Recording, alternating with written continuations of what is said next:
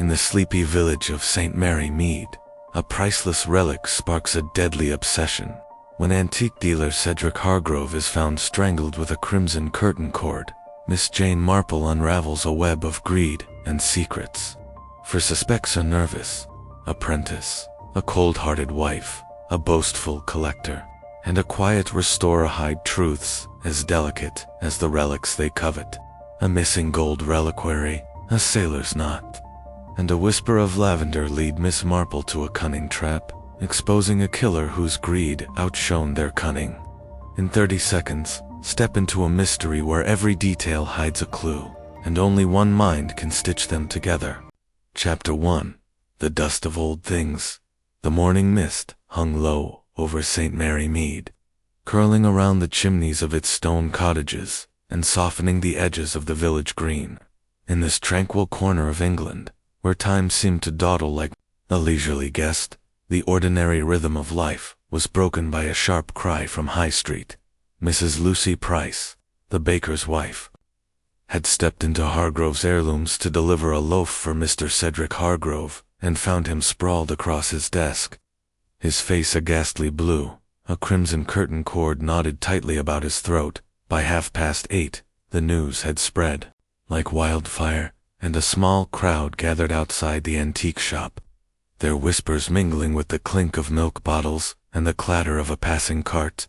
Constable Perkins, barely a year into his post and unaccustomed to such horrors, stood at the shop's door, his cap slightly askew, his hands fidgeting as he tried to keep the curious at bay.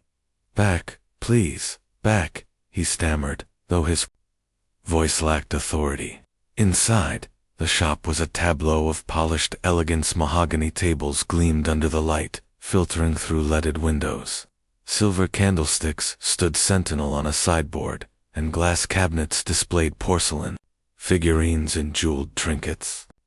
Yet the air was heavy with the scent of old wood and something sharper, the unmistakable tang of death. Miss Jane Marple, whose modest cottage sat just beyond the vicarage, was not one to seek out sensation, but sensation had a way of finding her. She was in her garden, inspecting the first buds of her tea roses, when Mrs. Bantry, her friend, and the village's most enthusiastic gossip, hurried up the path, her cheeks flushed beneath her broad-brimmed hat. "Jane, it's simply dreadful," she exclaimed, scarcely pausing for breath. "Cedric Hargrove strangled in his own shop, they say, with a curtain cord. Poor Lucy Price is in hysterics, and the constable hasn't a clue what to do. You must come at once." Miss Marple's blue eyes, deceptively mild behind her spectacles, flickered with interest. She set down her secateurs and brushed a speck of earth from her tweed skirt. "Strangled, you say?" Her voice was soft, almost thoughtful, as if she were commenting on the weather. "That is most peculiar. I suppose we had better see for ourselves." She fetched her coat and a small black bag, where her knitting needles clicked faintly, and followed Mrs. Bantry down the lane, her step brisk despite her years. At Hargrove's heirlooms, the crowd parted for Miss Marple, not out of deference, but because her quiet presence carried an unspoken authority. Constable Perkins, relieved to see a familiar face, ushered her inside, where the scene was as Mrs. Bantry had described. Cedric Hargrove, a man in his late 50s, with thinning gray hair and a fastidious mustache, lay slumped over his desk, his hands splayed across an open ledger. The crimson cord, thick and braided, had bitten deeply into his neck, its ends trailing onto the floor like a discarded ribbon. A heavy velvet curtain, from which the cord had been torn, sagged unevenly above a window, its brass rings glinting.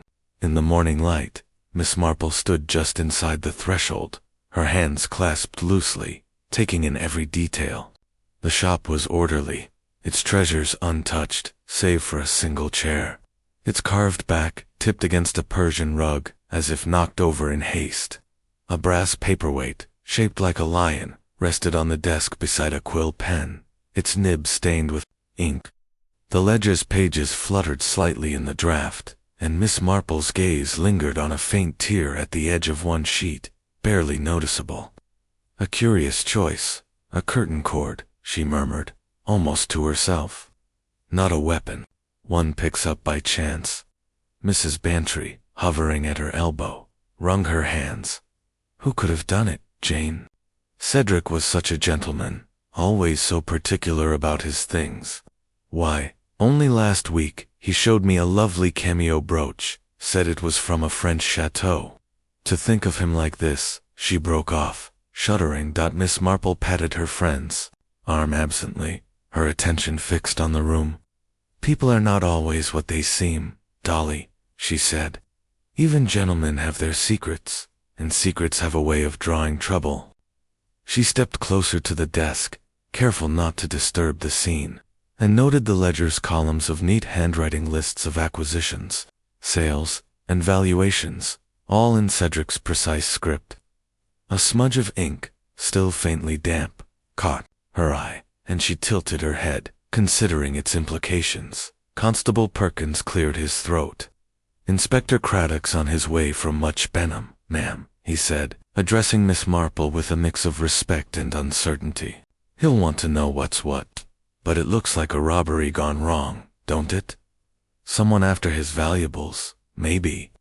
Perhaps, Miss Marple said, her tone noncommittal. She glanced at the glass cabinets, their contents undisturbed, and at the safe in the corner, its door firmly shut. Or perhaps not. We shall see what the inspector makes of it. She turned to Mrs. Bantry, her expression serene, but her mind already turning over possibilities. Like a spinner, sorting threads. Come, Dolly, let us leave the constable to his duties. There will be much to learn before this is over. As they stepped back into the misty street, Miss Marple's thoughts were not on the crowd's murmurs, or the chill in the air, but on the cord, the ledger, and the man who had died amid his treasures. Someone had stood in that shop, she mused, their hands steady as they tightened the knot. Someone with a reason, a plan, and a secret worth killing for. And she, Jane Marple, would find them.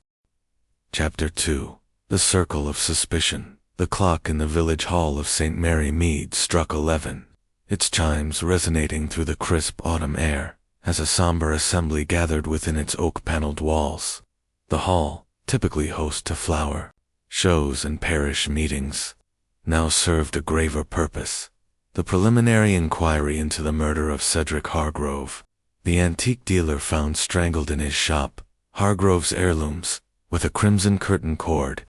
The villagers, accustomed to the gentle ebb of gossip, were subdued, their whispers hushed by the weight of the tragedy.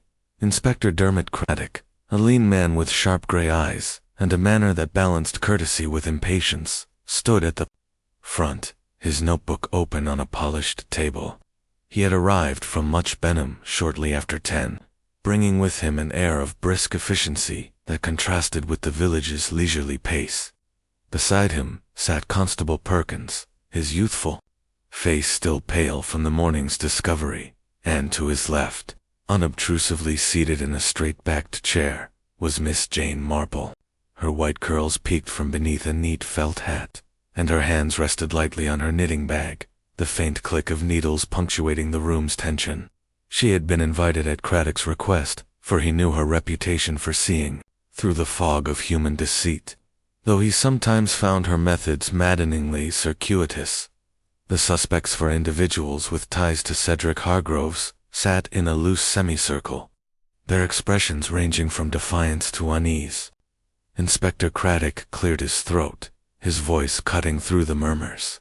"We are here to establish the facts surrounding Mr. Hargrove's death," he began, his tone clipped. "Each of you was connected to him, and each of you will account for your whereabouts last evening between 6 and 9 o'clock, when the coroner estimates the murder occurred. I expect the truth, and I warn you that inconsistencies will be thoroughly investigated." Miss Marple's eyes, bright and bird-like, moved from face to face, noting the subtle cues that words alone could not conceal. She had a way of seeing people, not as they presented themselves, but as they were stripped of pretense, their motives laid bare, like the warp and weft of a tapestry. The suspects, she sensed, were threads in a complex pattern, and she would need to trace each one to find the knot at the center. First was Leonard Pratt, Cedric's apprentice, a thin young man in his early 20s, with a shock of dark hair and a habit of pushing his wire-rimmed spectacles up his nose. His tweed jacket was slightly frayed at the cuffs, and his fingers, stained with ink, twitched nervously in his lap. He sat with his shoulders hunched, as if trying to shrink from scrutiny, his eyes darting toward the door, as if longing for escape. Miss Marple recalled village talk of Leonard's ambition. He was said to be clever, with a knack for identifying rare pieces, but also prone to sullen moods when Cedric corrected his work. Next was Eleanor Hargrove, Cedric's widow, a woman whose beauty was as striking as it was cold, tall and statuesque, with ash-blonde hair swept into an elegant chignon. She wore a black silk dress that spoke of both mourning and wealth. Her blue eyes were steady, almost defiant, but Miss Marple noted the slight tremor in her hands as she adjusted her gloves. Eleanor was known for her poise, presiding over the Hargrove household with the grace of a lady of the manor. Yet there were whispers of her extravagant silk gowns ordered from London, a pearl necklace that had raised eyebrows at the vicarage. Tea had Cedric's business, prosperous though it seemed, strained under her tastes. Then there was Victor Langley, a wealthy client whose presence filled the room like a gust of wind, a portly man in his 50s, with a florid complexion and a booming voice. He wore a tailored suit that strained slightly at the waist. His gold watch chain gleamed, and his fingers, adorned with a signet ring, drummed impatiently on the arm of his chair.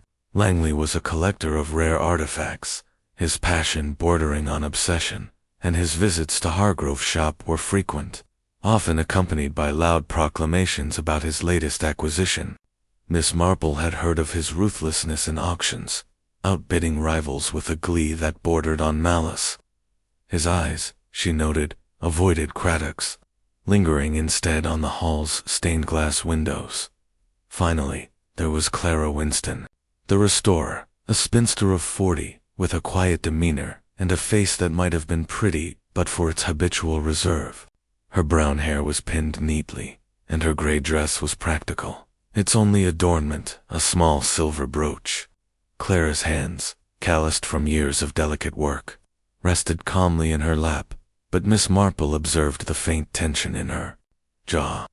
Clara was respected in St. Mary Mead for her skill. Her restorations of chipped porcelain and faded paintings were near miraculous, but she kept to herself. Her cottage, a sanctuary of solitude. What, Miss Marple wondered, lay behind her guarded silence? Craddock began with Leonard Pratt, his pen poised.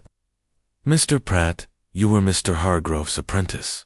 Where were you last evening?" Leonard swallowed, his Adam's apple bobbing. "In the shop, sir, in the back room. I was cataloging a new shipment, some porcelain figures, and a few books. Mr. Hargrove was in the front, with a customer, I think. I didn't see who." His voice was high, almost squeaky, and he pushed his spectacles up again. "I left around 6:30, maybe 7. Everything was normal then." Craddock's eyes narrowed. "You didn't hear anything unusual? No arguments? No sounds of a struggle?" "No, sir," Leonard said quickly. Too quickly, Miss Marple thought. The back room's got thick walls, and I was focused on my work. I went home to my lodgings after. Mrs. Gibbs, my landlady, can vouch for me. Miss Marple's needles clicked softly, her mind turning over Leonard's words. The back room was indeed insulated, but not so much that a raised voice wouldn't carry, and his haste to mention an alibi was it eagerness to clear himself, or fear of being caught in a lie. She made a mental note to visit Mrs. Gibbs, whose tongue was as loose as her knitting was tight. Craddock turned to Eleanor Hargrove, his tone softening slightly, as if wary of her grief. "Mrs. Hargrove, your husband was found dead in his shop. When did you last see him?" Eleanor's voice was clear, almost musical, but devoid of warmth. "Yesterday afternoon, around 4. Cedric was preparing for a client, Mr. Langley. I believe. I was at home all evening, alone. Our maid, Polly, had the night off. She paused, her lips tightening. Cedric often worked late. I thought nothing of it until Constable Perkins came this morning. Craddock scribbled a note. You didn't visit the shop? Or hear from him? No, Eleanor said firmly. I was reading in the drawing room. I retired early. Her posture was rigid, her hands now still. But Miss Marple caught the faintest flicker in her eyes, as if she were measuring her words. A woman like Eleanor, used to control, would not easily betray herself, but that flicker was a thread too. Next was Victor Langley, who leaned forward, his voice carrying the confidence of a man accustomed to command. I was at the shop, Inspector, but only briefly. Around 5, I'd say. Cedric and I discussed a piece I'd had my eye, and a French reliquary, golden enamel, 17th century, exquisite thing. He wasn't ready to sell yet, said he needed to verify its provenance. I left by 5:30, went to the Red Lion for a drink, then home. My butler, Harris, can confirm when I returned. Craddock raised an eyebrow. You didn't return to the shop later? Certainly not, Langley said, his tone indignant, though his fingers stilled on the chair's arm. I'm a collector, not a thief, and definitely not a murderer. His laugh was forced, and Miss Marple noted how his gaze slid away, landing on Clara Winston for a fleeting moment before returning to the floor. Clara was last, her voice so soft that Craddock leaned forward to hear. I was in my workshop, Inspector, restoring a landscape painting. It's delicate work, takes hours. I didn't leave until after 9, and I didn't go near the shop. Her eyes met Craddock's briefly, then dropped to her hands, which were clasped tightly, the knuckles pale. You worked with Mr. Hargrove often, Craddock said. Did he mention anything unusual recently? A valuable item, perhaps? Clara hesitated, then shook her head. He was always careful with his inventory. He didn't share much, even with me. Her voice was steady, but Miss Marple sensed a guardedness, as if Clara were holding back a piece of the puzzle. Craddock closed his notebook with a snap. That's all for now, but no one leaves the village without my permission. We'll speak again, and I'll be checking your alibis. He glanced at Miss Marple, a silent acknowledgement of her presence, though his expression suggested he wasn't entirely sure why she was there. As the suspects filed out, Miss Marple remained, her knitting now in her lap, her needles moving rhythmically. Craddock approached, his voice low. Well, Miss Marple, what do you make of them? A nervous apprentice, a frosty widow, a blustering collector, and a quiet spinster. One of them's lying, I'd wager. More than one, perhaps, Miss Marple said, her tone mild. People lie for all sorts of reasons, Inspector, not always, because they're guilty. But there are things to notice. Mr. Pratt's spectacles, for instance, he polishes them when he's nervous. And he did so twice, when you asked about sounds in the shop. Mrs. Hargrove's gloves, she adjusted them when you mentioned the time of death, as if shielding herself. Mr. Langley's ring, he stopped drumming his fingers when he mentioned leaving the shop, a sign he was conscious of his words. And Miss Winston, her hands, so steady at her work, were clenched when she spoke of Cedric's inventory. Small things, but they tell a story. Craddock frowned, half amused, half exasperated. You see a lot in little, Miss Marple, but I need evidence, not gestures. The cord's knot is odd, a sailor's hitch, not common in these parts, and there's a missing item from the shop's inventory, a reliquary, according to Cedric's. Ledger theft's the likely motive, but why leave the rest untouched? Miss Marple's needles paused. A sailor's hitch, you say? That's interesting. As for the reliquary, its absence is significant, but so is what remains. The ledger, did you notice the page was creased, as if someone handled it roughly, and there was a smudge, not quite dry, on the desk. Someone was there after Cedric wrote his last entry, and they were careless. Craddock's eyes sharpened. You think the killer looked at the ledger? I think, Miss Marple said, that they wanted something specific, and they knew where to find it. The reliquary, yes, but also perhaps a record of it. We must learn what that box was, and who coveted it. She rose, smoothing her skirt. I shall take a walk to the shop, Inspector. The air will clear my thoughts, and there may be more to see. As she stepped into the street, the village hall's chimes faded behind her. The suspects had dispersed, each carrying their secrets like shadows. Leonard's nervous glances, calculated poise, Langley's forced bravado. Clara's quiet restraint was a piece of the puzzle, but the picture was far from complete. Miss Marple's mind, sharp as her needles, turned to the knot, the smudge, and the missing reliquary. Someone had stood in that shop, their hands steady as they tightened the cord, their heart cold with purpose, and she would find them, as surely as she found the flaw in a misstitched seam. Chapter 3. The Shop's Secrets. The afternoon sun cast long shadows across the cobblestones of St. Mary Mead as Miss Jane Marple made her way to Hargrove's heirlooms, her black patent shoes tapping softly on the path. The village had settled into a wary hush, the morning's shock giving way to murmured speculations in the butcher's queue and the post office. Yet Miss Marple's mind was not on gossip, but on the antique shop, where she believed the truth lay hidden, like a gem tucked beneath layers of velvet. Inspector Craddock had granted her access, albeit with a raised eyebrow and a muttered remark about her knack for poking about. He was at the village hall, interviewing witnesses, leaving Constable Perkins to guard the shop. The young constable stood by the door, his helmet slightly tilted, his expression a mix of relief and apprehension, as Miss Marple approached. "Afternoon, ma'am," he said, touching his cap. "Inspector said you could have a look, but nothing's to be touched, mind." "Of course, Constable," Miss Marple replied, her voice as gentle as a summer breeze. "I shall be very careful." She stepped inside, her eyes adjusting to the dim light filtered through the shop's leaded windows. The air was heavy with the scent of beeswax and aged leather, and the silence was profound, broken only by the faint tick of a gilt mantel clock on a nearby shelf.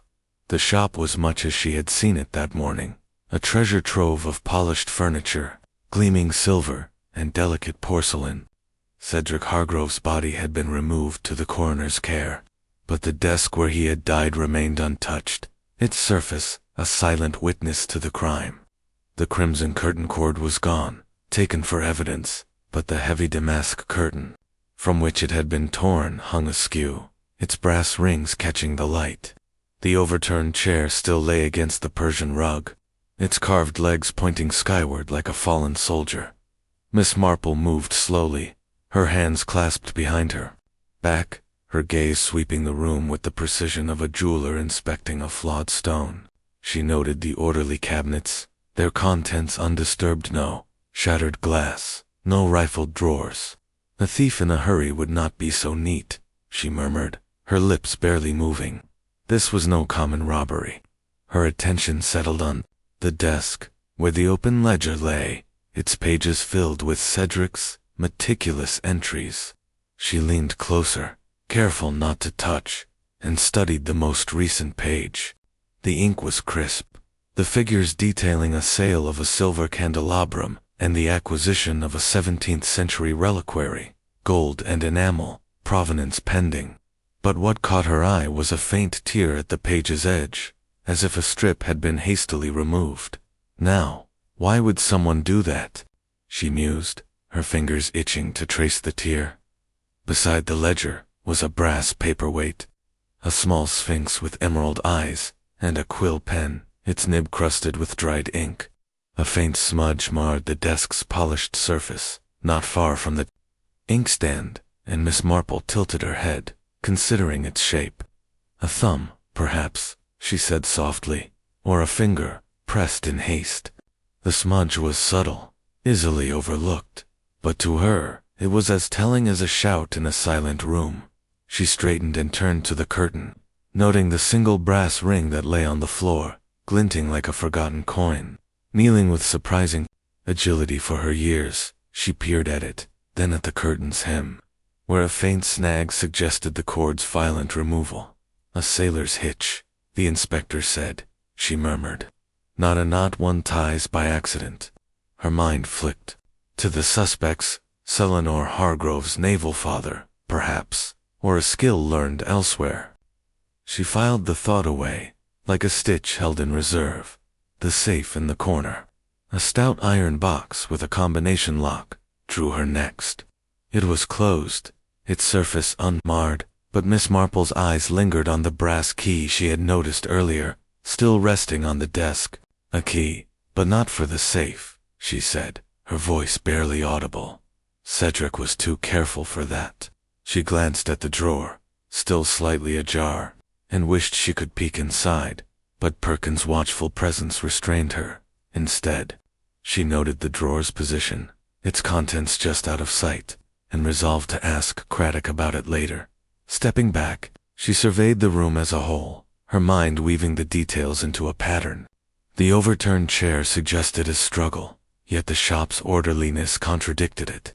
The missing reliquary, listed in the ledger, was a glaring absence. But why take only that? And the torn page had it held a name, a transaction, a clue to the killer's motive. Someone knew what they wanted, she said, and they knew where to find it. Constable Perkins, hovering near the door, coughed awkwardly. "Find anything, ma'am?" he asked, his tone hopeful, but wary, as if he half expected her to produce the killer from thin air. Miss Marple smiled, her expression serene.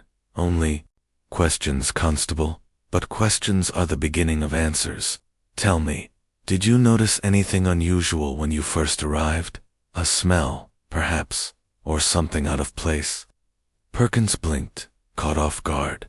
"Well, now you mention it, there was a whiff of something lavender, maybe, like my mum's soap. Thought it was odd in a shop full of old things, but I didn't think much of it." "Lavender," Miss Marple repeated, her eyes brightening. "That is interesting. Thank you, Constable." She made a mental note. Lavender was not a scent associated with Cedric's shop, nor with the suspect's descriptions, but it might belong to someone. A trace left behind, like a footprint in dust. As she prepared to leave, the shop door opened, and Inspector Craddock strode in, his coat dusted with the faint grit of the road from much Benham. "Miss Marple," he said, nodding, "I thought I'd find you here. Any of your famous insights to share?" She tilted her head, her expression mild but her mind racing. "Only that this shop holds more than antiques, Inspector. The ledger, for instance, there's a page torn, and a smudge that suggests someone handled it after Cedric's death. And the curtain cord's mate a sailor's hitch, you said. That's not a skill one picks up in a village shop." Craddock's eyes narrowed, his interest piqued. "A torn page, you say? I'll have a look. As for the knot, it's peculiar, I grant you. The coroner's report places the time of death between 6 and 9 last night, and the cord was the weapon, no doubt. But the reliquaries, the key gold and enamel, worth a fortune, and it's gone. I'm leaning toward theft, but the shop's too tidy for a simple smash and grab." "Indeed," Miss Marple said, her voice soft. "A thief with a purpose, then, and perhaps a grudge. Have you checked the drawer, Inspector? It's open just a crack, and there's a key on the desk that doesn't seem to fit the safe." Craddock crossed to the desk, his movements brisk. He peered at the drawer, then at the key, his frown deepening. "Good catch, Miss Marple. I'll have Perkins catalog everything here, drawer included. You've a sharp eye, I'll give you that." He paused, his tone softening. "Any theories on our suspects?" "Pratt's jumpy, Mrs. Hargrove's cold as ice, Langley's too loud, and Miss Winston's too quiet." Miss Marple's needles, tucked back in her bag, clicked faintly as she adjusted it on her arm. "They all have stories, Inspector, but stories are like lace full of holes until you see the pattern. I should like to know more about that relic. History, its value, and who knew of it. And the lavender, Constable Perkins mentioned, a small thing, but small things matter. Craddock nodded, though his expression suggested he wasn't entirely convinced by her focus on scents and smudges. I'll have the ledger examined, and we're searching the suspects' homes for the reliquary. If it's theft, someone's hiding it. Care to join me for the next round of interviews? Miss Marple shook her head, her smile gentle but firm. Not just yet, Inspector. I think a cup of tea at home will help me sort my thoughts. But do let me know what you find in that drawer. She stepped into the street, where the sun was dipping low, casting the shop in a golden glow. The secrets of Hargrove's heirlooms, she knew, were not in the grand gestures, but in the quiet details, the tear, the smudge, the knot, the scent, and she would unravel them, as surely as she unpicked a tangled skein of wool. Chapter 4. The Apprentice's Tale. The late afternoon light filtered through the laced curtains of Miss Jane Marple's cottage, casting delicate patterns on the polished oak table where she sat, pouring tea from a bone china pot. The air was warm, with the scent of Darjeeling and freshly baked scones, a comforting contrast to the grim events unfolding in St. Mary Mead. She had invited Leonard Pratt, Cedric Hargrove's apprentice, for tea, knowing that a cozy setting and a sympathetic ear could loosen even the most guarded tongue. Her invitation had been delivered through Mrs. Bantry, whose knack for relaying messages with just the right touch of urgency ensured Leonard's prompt acceptance. Leonard arrived at precisely 4 o'clock, his wiry frame hesitating at the garden gate before he squared his shoulders and knocked. Miss Marple greeted him with a smile, her white curls neatly tucked beneath a simple straw hat she hadn't bothered to remove after her morning walk. "Come in, Mr. Pratt," she said, her voice as soft as the breeze rustling the roses outside. "It's so kind of you to join me. Do have a seat." Leonard perched on the edge of a chintz-covered chair, his ink-stained fingers fidgeting with the brim of his cap, which he'd removed and now held like a shield. His spectacles slipped down his nose, and he pushed them up with a nervous twitch, his dark eyes darting around the room taking in the embroidered cushions, the framed watercolor of a country lane, and the small silver tray of scones and jam. "Thank you, Miss Marple," he mumbled. I don't know why you wanted to see me, but I'll do my best to help." Miss Marple poured tea, her movements deliberate, giving Leonard time to settle. "I'm sure you will," she said, passing him a cup. "It's a dreadful business, Mr. Hargrove's death. You worked closely with him, didn't you? It must be quite a shock." Her tone was gentle, almost maternal, but her eyes were sharp, watching for the flicker of unease she suspected lay beneath his awkward demeanor. Leonard took the cup, his hands trembling slightly, and sipped before answering. "It is, ma'am. Mr. Hargrove was, well, he was a good master. Taught me a lot about antiques, how to spot a fake, how to value a piece. I've been with him 2 years now, ever since I left school." He paused, his gaze dropping to the saucer. "I never thought something like this could happen, not to him." Miss Marple nodded, spreading a thin layer of jam on a scone with the precision of a surgeon. "He was a meticulous man, from what I hear. His shop was always so orderly, everything in its place. You must have been a great help to him, cataloging and such." She offered him the scone, her smile encouraging. "What was he like, in those last days? Did he seem himself?" Leonard hesitated, taking the scone but holding it without eating. He was preoccupied, I'd say more than usual. He'd always been particular, checking the ledgers twice, locking the safe every night, but lately, he was different. Kept talking about a find that would put his name in the papers. He didn't say much to me, mind, just muttered to himself when he thought I wasn't listening. His voice grew quieter, and he pushed his spectacles up again, a gesture Miss Marple noted as a tick of discomfort. "A find," she prompted, her tone light, but her mind alert. That sounds intriguing. Did he ever show you what it was?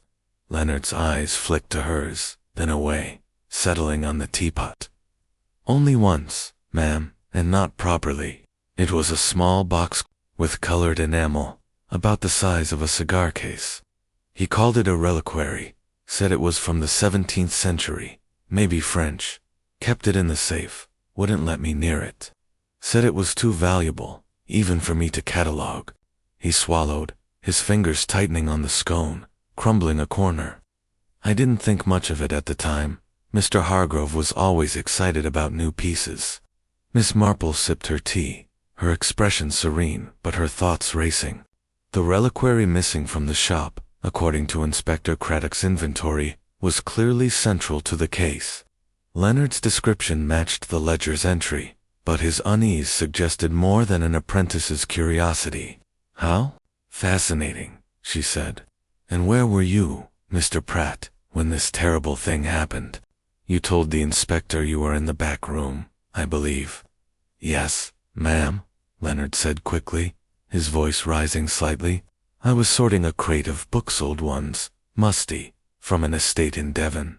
I started around 5, after Mr. Hargrove sent me to the back. He had a customer coming, didn't want me underfoot. I stayed there till I left, about 7, maybe a bit earlier. Didn't hear a thing. He set the scone down, untouched, and rubbed his palms on his trousers, leaving a faint smear of jam. Miss Marple's needles, resting in her bag on the floor, clicked faintly as she shifted her foot, a sound that seemed to startle Leonard. The back room is quite separate, isn't it? She said. Thick walls, I imagine, but voices carry, sometimes, especially if they're raised. You didn't hear Mr. Hargrove speaking with anyone? No footsteps, no door closing. Leonard shook his head, his spectacles slipping again. No, ma'am, nothing. I was focused on the book somewhere in Latin, hard to decipher. And the radio was on, just low, playing a bit of music. I didn't notice anything till I left, and then the shop was quiet, the front door locked like always. His words came faster, as if rehearsed, and Miss Marple noted the slight flush creeping up his neck. How diligent you are, she said, her tone warm but her eyes probing. And you went straight home to Mrs. Gibbs' lodging house. She must have been glad to see you, after such a long day. Yes, ma'am, Leonard said, his voice steadying. She was in the parlor, mending socks. We talked a bit, then I went to my room. I was tired. Didn't go out again. He met her gaze briefly, then looked away, his fingers twisting the cap in his lap. Miss Marple poured herself another cup of tea, the faint clink of the pot against the saucer filling the brief silence. Mrs. Gibbs is a kind soul, she said, though she does love a chat. I must call on her soon, see how she's faring. Her words were casual, but she watched Leonard closely, noting the way his shoulders stiffened at the mention of his landlady. Mrs. Gibbs, she knew, was a reliable witness, but prone to exaggeration. Her account of Leonard's evening would need careful sifting. She leaned forward slightly, her voice dropping to a conspiratorial whisper. Tell me, Mr. Pratt, did Mr. Hargrove ever seem worried? About money, perhaps? Or someone he dealt with? An apprentice sees things, doesn't he, even when the master thinks he's not looking? Leonard's eyes widened, and for a moment he seemed on the verge of speaking. Then he pressed his lips together, pushing his spectacles up with a jerky motion. He never said anything outright, ma'am, but, well, he'd been short with me lately, more than usual, and once I heard him on the telephone, sounding cross, saying something about not selling cheap. I didn't catch who he was talking to. Could have been a client. Maybe Mr. Langley. He was always pestering about that reliquary. Miss Marple's expression remained placid, but her mind seized on the detail. Langley, the boisterous collector, had mentioned discussing the reliquary with Cedric, but not an argument. And a telephone call had it been logged, or overheard by someone else. How interesting, she said. Mr. Langley does seem keen on his collections. Did you ever see him with the reliquary? No, ma'am, Leonard said, his voice firm. Mr. Hargrove kept it locked away. Only showed it to me that one time, and even then, it was quick, like he regretted it. He paused, then added, almost reluctantly, Mr. Langley was in the shop a lot though, always asking questions, wanting to see the best pieces. Mr. Hargrove didn't always like it said. Langley was too pushy. Miss Marple nodded, filing away the tension between Cedric and Langley. She offered Leonard another scone, which he declined, his unease growing palpable. You've been most helpful, Mr. Pratt, she said, rising to signal the end of their talk. It's a sad time, but the truth has a way of coming out, like a stubborn weed in a garden. Do take care. Leonard stood, clutching his cap, and mumbled a thank you before hurrying out, his footsteps fading down the garden path. Miss Marple watched him go, her eyes narrowing slightly. Leonard was hiding something. She was certain not necessarily guilt, but a piece of the puzzle he feared to reveal. His nervousness, his quick answers, the way he'd flinched at Mrs. Gibbs' name, it all pointed to a secret. Perhaps a small one, but small secrets could lead to larger truths. She cleared the tea things, her movements slow and deliberate, her mind turning over Leonard's words. The reliquary, locked in the safe, was the key, but why had Cedric been so secretive, even with his apprentice? And the telephone call, had it been with Langley, or someone else? She resolved to speak with Mrs. Gibbs, whose parlor chats might shed light on Leonard's evening, and to ask Inspector Craddock about the shop's telephone records, as the sun dipped below the horizon, casting the cottage in a soft glow. Miss Marple sat by her window, her knitting in her lap. The needles moved rhythmically, but her thoughts were on Leonard Pratt, his ink-stained fingers, his slipping spectacles, his halting voice. He was a young man caught in a storm, she mused, and whether he was a victim or a player, she would find out. The truth, like a well-stitched seam, would hold fast, and she would follow its thread to the end. Chapter 5. The wife's cold grace. The morning mist had lifted from St. Mary Mead, leaving the village bathed in a pale wintry light that sharpened the outlines of its stone cottages and bare-limbed trees. Miss Jane Marple, her tweed coat buttoned against the chill, walked purposefully along the lane to the Hargrove residence, a Georgian house of mellow brick set back from the road behind iron gates. She had sent a note to Eleanor Hargrove, Cedric's widow, requesting a visit, couched in terms of condolence, but with the unspoken intent of observation. Eleanor had agreed, her reply formal and brief, and Miss Marple now approached the house with her knitting bag on her arm, its needles clicking faintly like a metronome to her thoughts. The maid, Polly, a slight girl with red-rimmed eyes, opened the door and led Miss Marple into a drawing-room of understated elegance. The walls were hung with pale blue silk, the furniture gleamed with the patina of age, and a fire crackled in a marble hearth, casting flickering shadows across a portrait of a stern-faced man in naval uniform. Milano's father, Miss Marple presumed.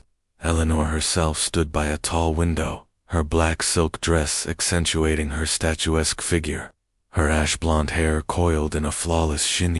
She turned as Miss Marple entered, her blue eyes cool but not unwelcoming, and gestured to a velvet-bolstered chair.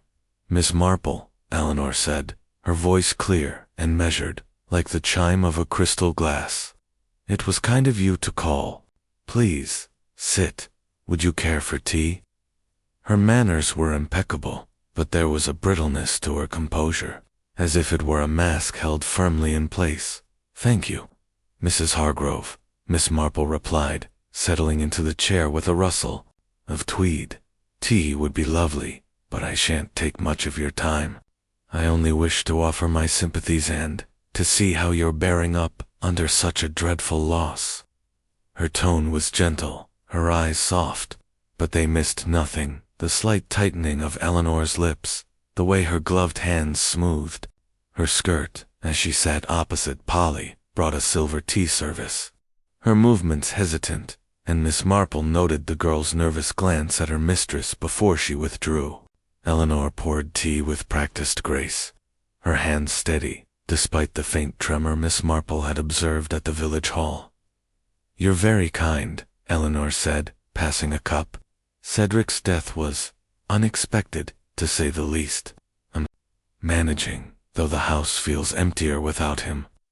Her words were correct, but they lacked warmth. Like a recitation learned by rote, Miss Marple sipped her tea, the delicate flavor of Earl Grey mingling with the room's faint scent of beeswax. "It must be a great shock," she said.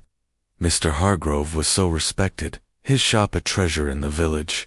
You must have been proud of his work, even if, as some say, antiques weren't your passion."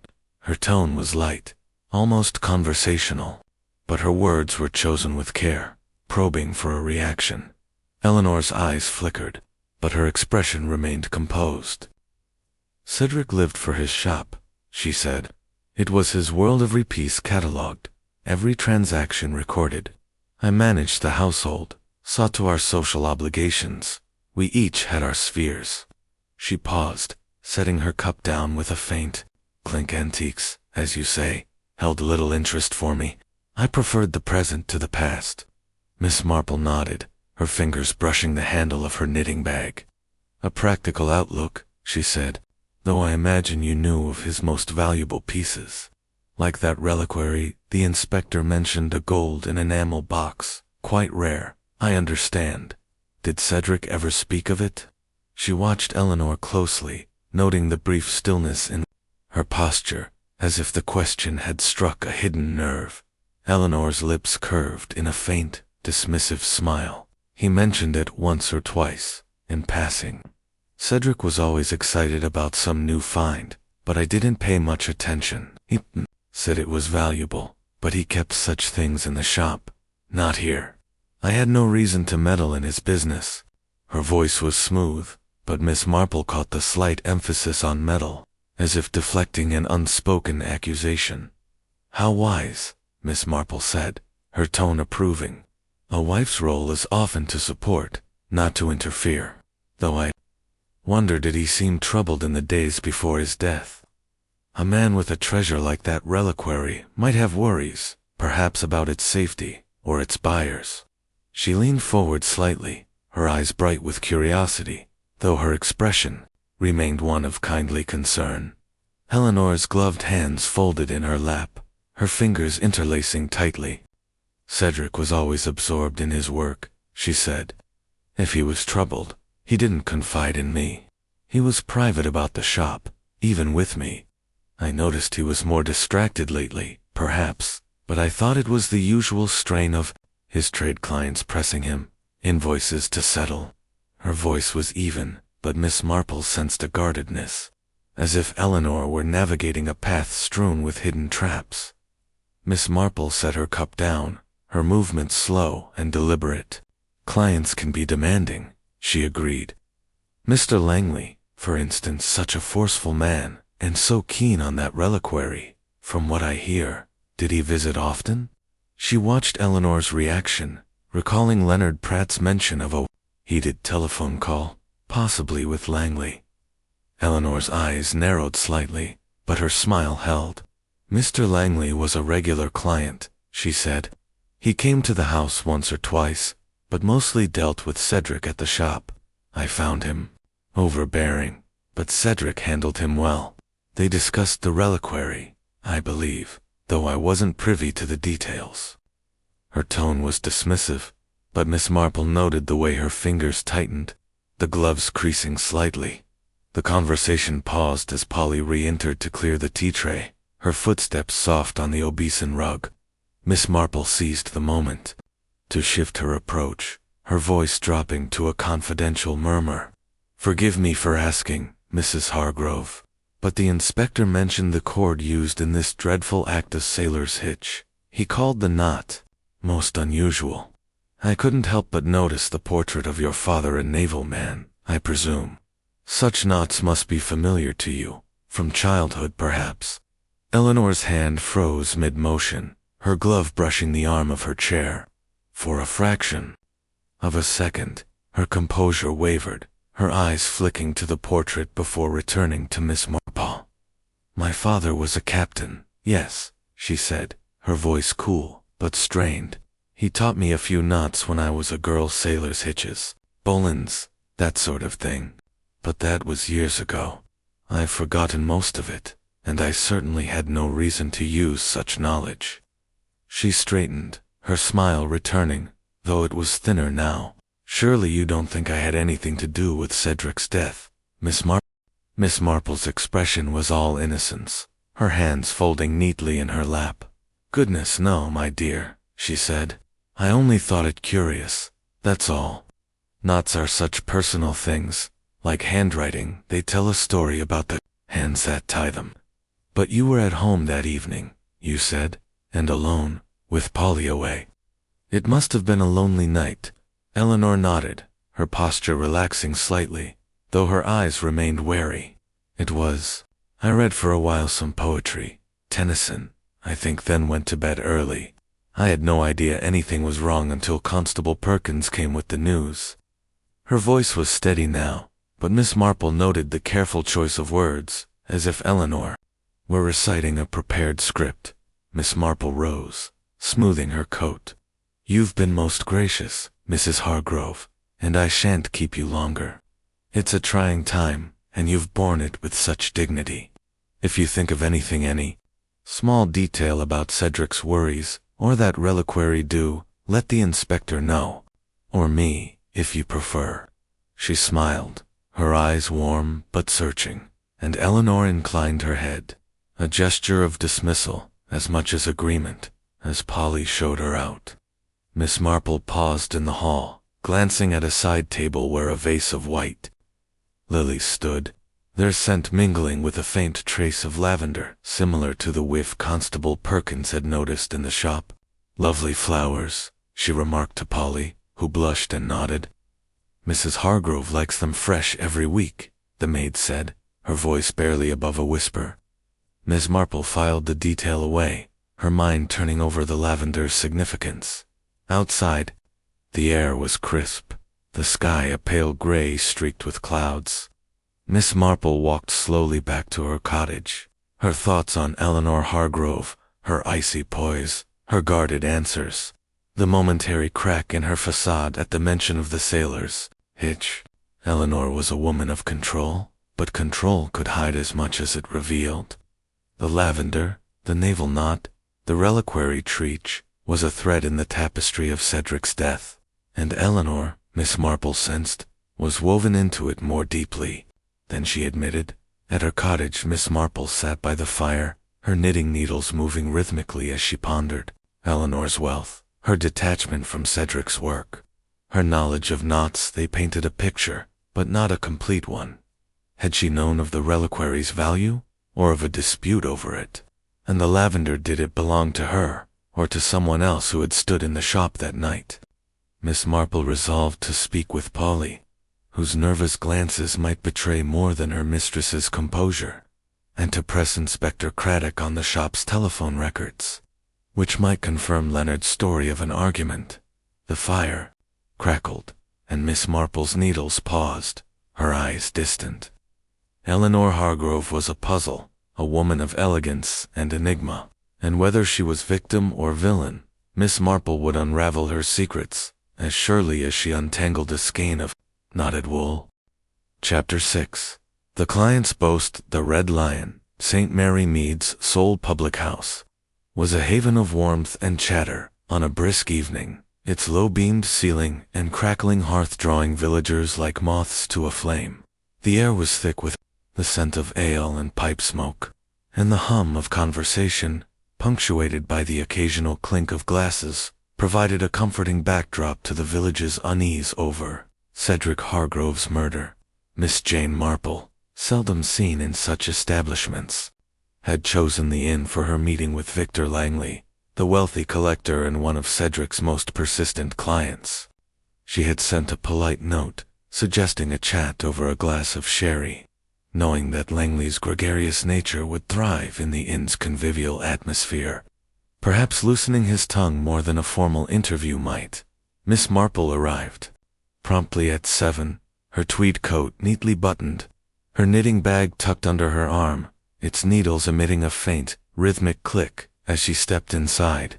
The landlord, Mr. Hodges, greeted her with a nod, his surprise at her presence tempered by the village's respect for her quiet authority. "Evening, Miss Marple," he said, wiping a glass. "Mr. Langley's in the snug, waiting for you.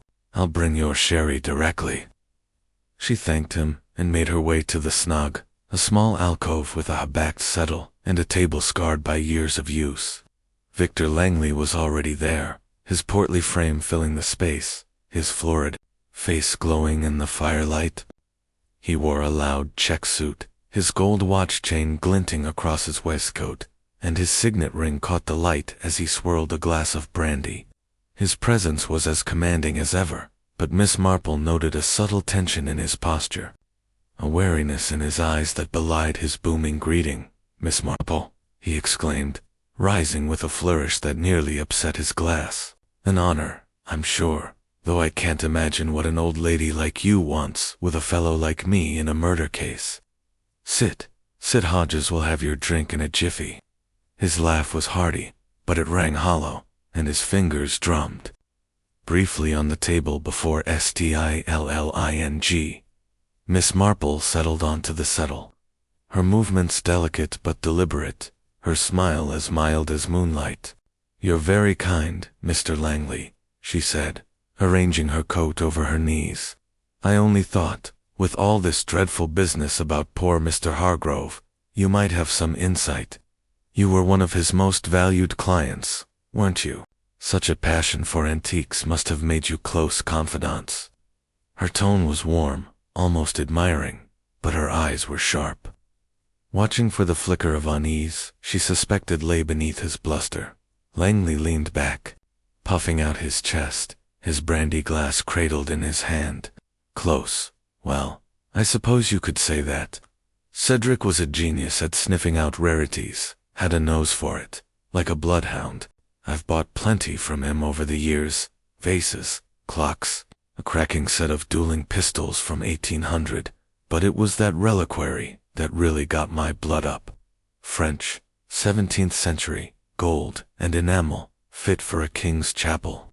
I'd have paid a fortune for it, and Cedric knew it." His voice was proud, but Miss Marple caught the slight tightening of his jaw when he mentioned the reliquary. Mr. Hodges arrived with her sherry, a small glass of amber liquid that Miss Marple accepted, with a nod. She sipped it slowly, her gaze never leaving Langley. "How fascinating," she said. "A reliquary sounds like a treasure indeed. Did you see it often? Mr. Hargrove must have trusted you to share such a prize." Her words were carefully chosen, probing for the extent of Langley's involvement without accusing him outright. Langley's laugh was a shade too loud, drawing a glance from a nearby table. "See it? Not as much as I'd have liked. Cedric was cagey, kept it locked in that blasted safe of his.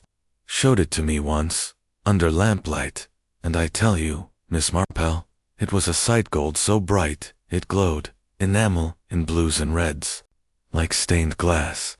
He said it might be from a cathedral, maybe even looted during the French Revolution. But he wouldn't let me handle it, said he was still verifying its history.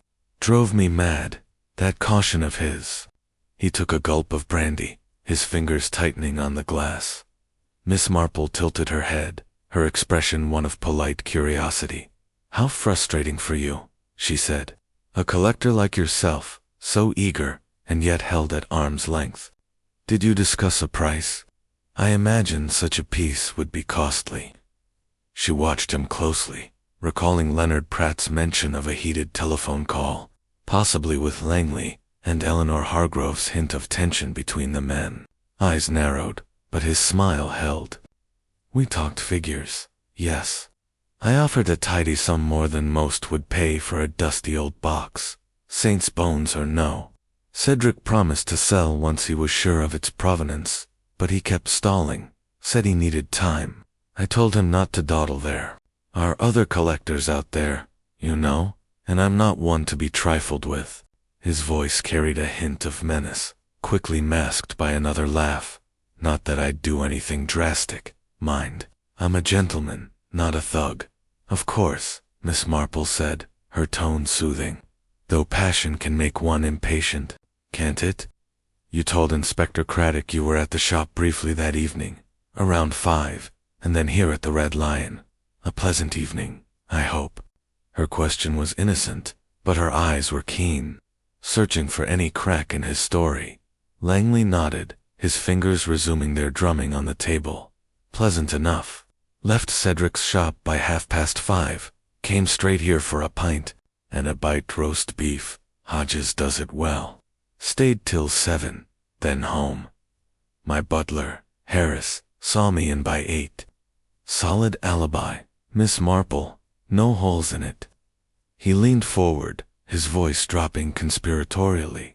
If you ask me, you should be looking at that apprentice Pratt. Shifty lad, always skulking about, probably jealous of Cedric's success. Miss Marple's sherry glass paused halfway to her lips. Mr. Pratt does seem nervous, she agreed, her tone non-committal. But then, murder unsettles us all.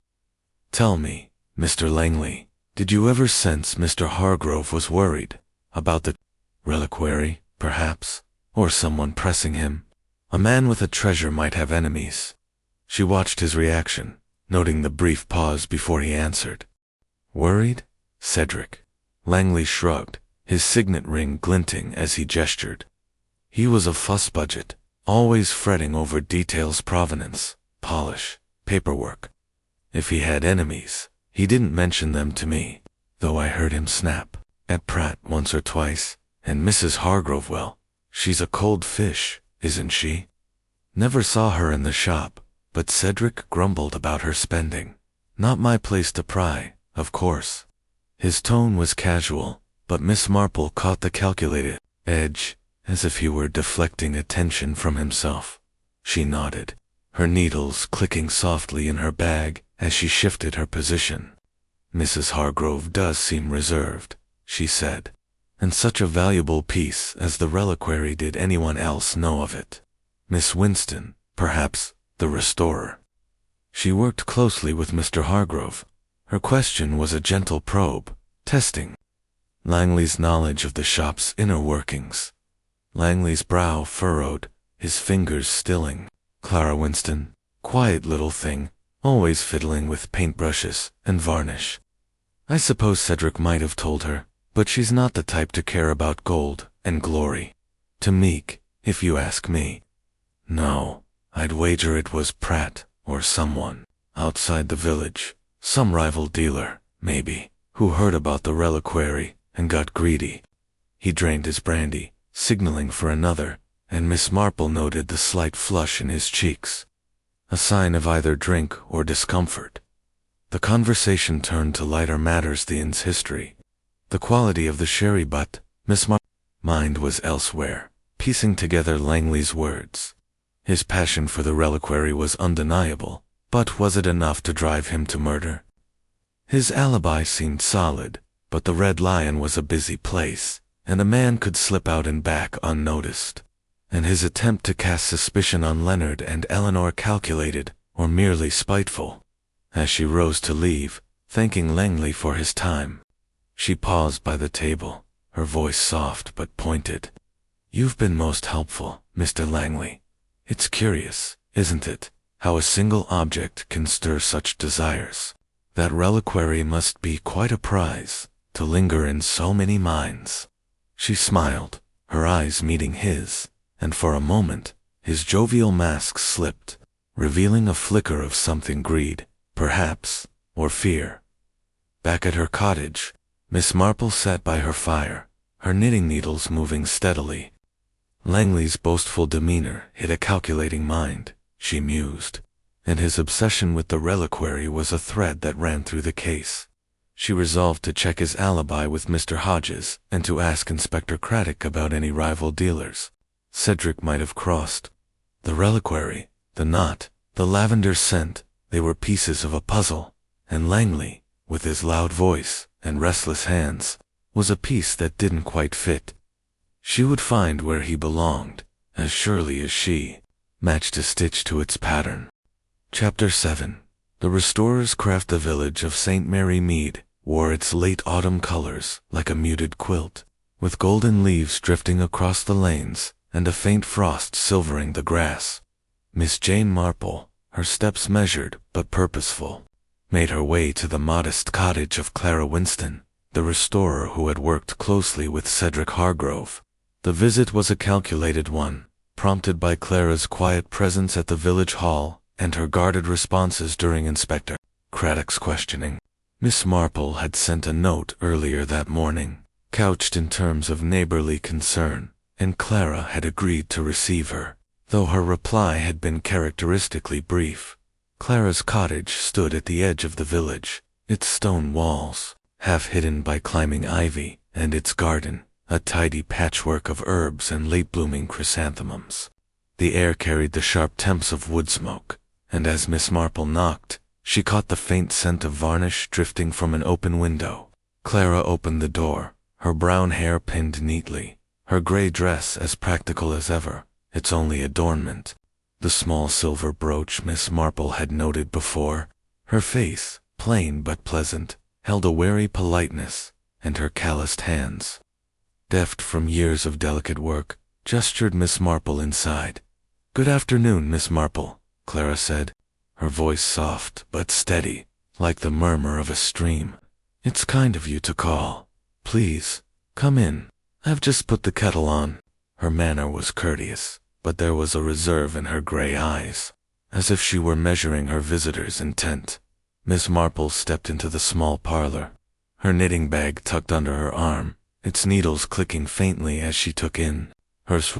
The room was sparse but meticulously kept, with a worn oak table, a single armchair by the hearth, and shelves lined with jars of pigments and brushes. A half-restored painting, a pastoral scene with chipped greens and golds, rested on an easel, its surface gleaming under Clara's careful touch. The air was heavy with the scents of linseed oil and turpentine, a craftsman's domain that spoke of patience and precision. "Thank you, Miss Winston," Miss Marple said, settling into a chair Clara offered, her tweed skirt rustling softly. "Your home is so peaceful, and your work, why, it's quite remarkable. You must have brought many treasures back to life for Mr. Hargrove." Her tone was warm, almost admiring, but her eyes were keen, noting the faint tension in Clara's shoulders as she prepared tea at a small sideboard. Clara's lips curved in a modest smile, her hand steady as she poured from a chipped teapot. "I do my best," she said, passing a cup to Miss Marple. "Mr. Hargrove valued quality, and I tried to honor that. It's a small skill, but it suited me." She sat opposite, her hands folding in her lap, her fingers interlocking with a quiet strength that belied her unassuming demeanor. Miss Marple sipped her tea, the faint bitterness of chamomile grounding her thoughts. "A skill indeed," she said. "Restoring the past is no small thing. It takes patience, and an eye for what lies beneath. You must have known Mr. Hargrove's inventory well, working so closely with him. Did he ever share his most prized finds with you? That reliquary, for instance, the gold and enamel box everyone's talking about?" Her question was gentle, but her gaze was steady, searching for the flicker of knowledge she suspected Clara held. Clara's fingers tightened briefly, though her expression remained calm. "He showed it to me once," she admitted, her voice low. "It was beautiful gold, with enamel in deep blues and scarlets, intricate as a jewel. He said it was 17th century, possibly from a French cathedral, and worth more than anything else in the shop, but he kept it in the safe, didn't let me work on it. Said it needed no restoration, only protection." She paused, her eyes dropping to her hands. "I didn't see it again." Miss Marple nodded, her knitting bag shifting slightly, the needles click a soft counterpoint to the crackling fire. "How intriguing," she said. "A piece like that must have stirred excitement. Did Mr. Hargrove seem anxious about it? A treasure can bring trouble as well as triumph, can't it?" Her tone was conversational, but her words were chosen with care, probing for any hint of Cedric's state of mind. Clara hesitated, her gaze flickering to the painting on the easel, before returning to Miss Marple. He was cautious, she said more than usual. He'd always been particular checking locks, double-counting inventory, but with the reliquary, he was almost secretive. Told me not to mention it to anyone, not even Leonard.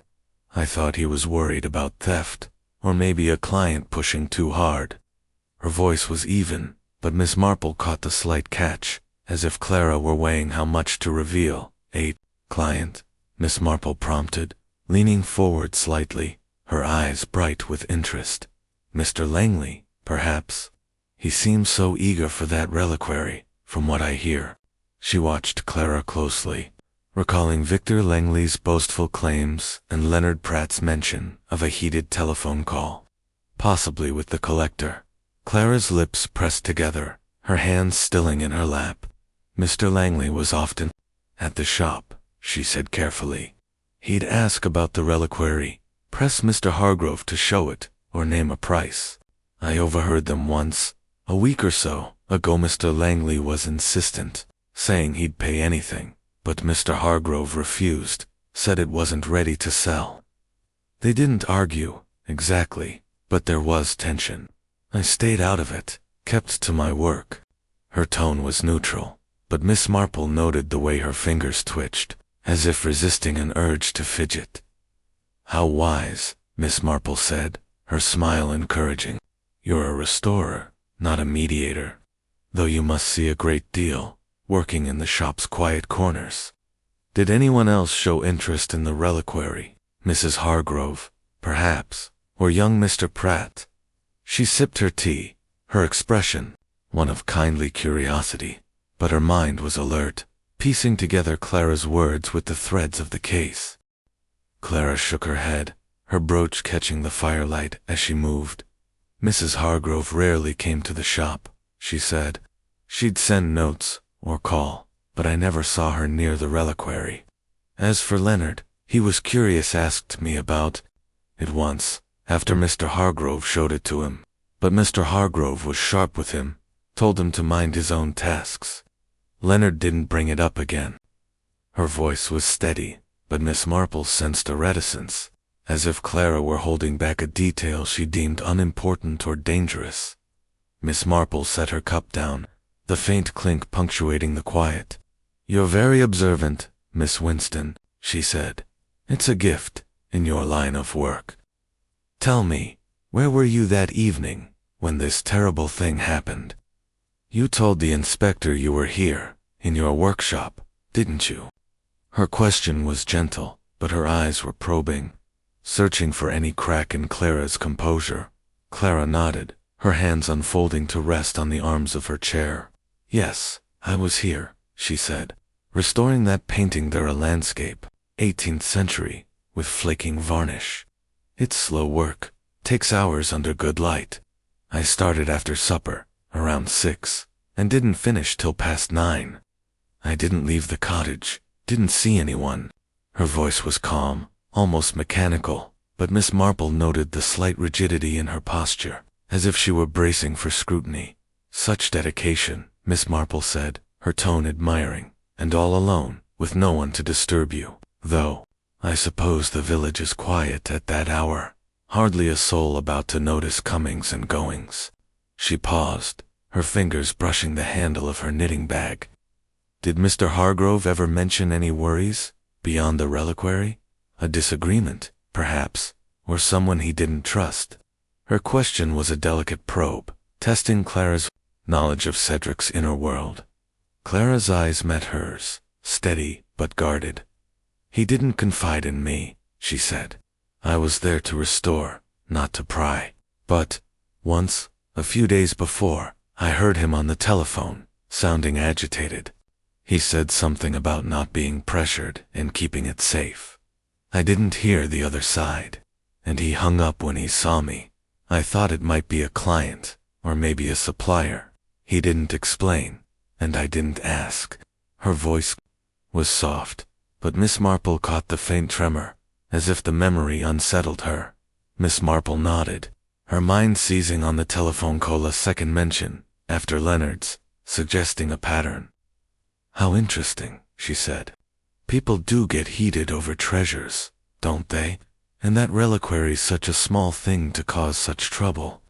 You never smelled anything unusual in the shop, did you? Lavender, perhaps, like a lady's scent?" She watched Clara closely, recalling Constable Perkins' observation and the lilies in Eleanor Hargrove's hall. Clara's brow furrowed, her hands stilling. "Lavender? No, I don't think so." The shop smelled of polish and old wood, sometimes ink from the ledger. "If there was lavender, I didn't notice." Her answer was prompt, but Miss Marple noted the slight hesitation, as if Clara were sifting her memories for certainty. Miss Marple rose, smoothing her coat. "You've been most kind, Miss Winston, sharing your time and your tea. It's a sad business, but the truth will out, like a splinter from a wound. If you think of anything any small detailed, do let Inspector Craddock know, or me, if it's easier." She smiled, her eyes warm but searching, and Clara nodded, her expression unreadable as she showed her guest to the door.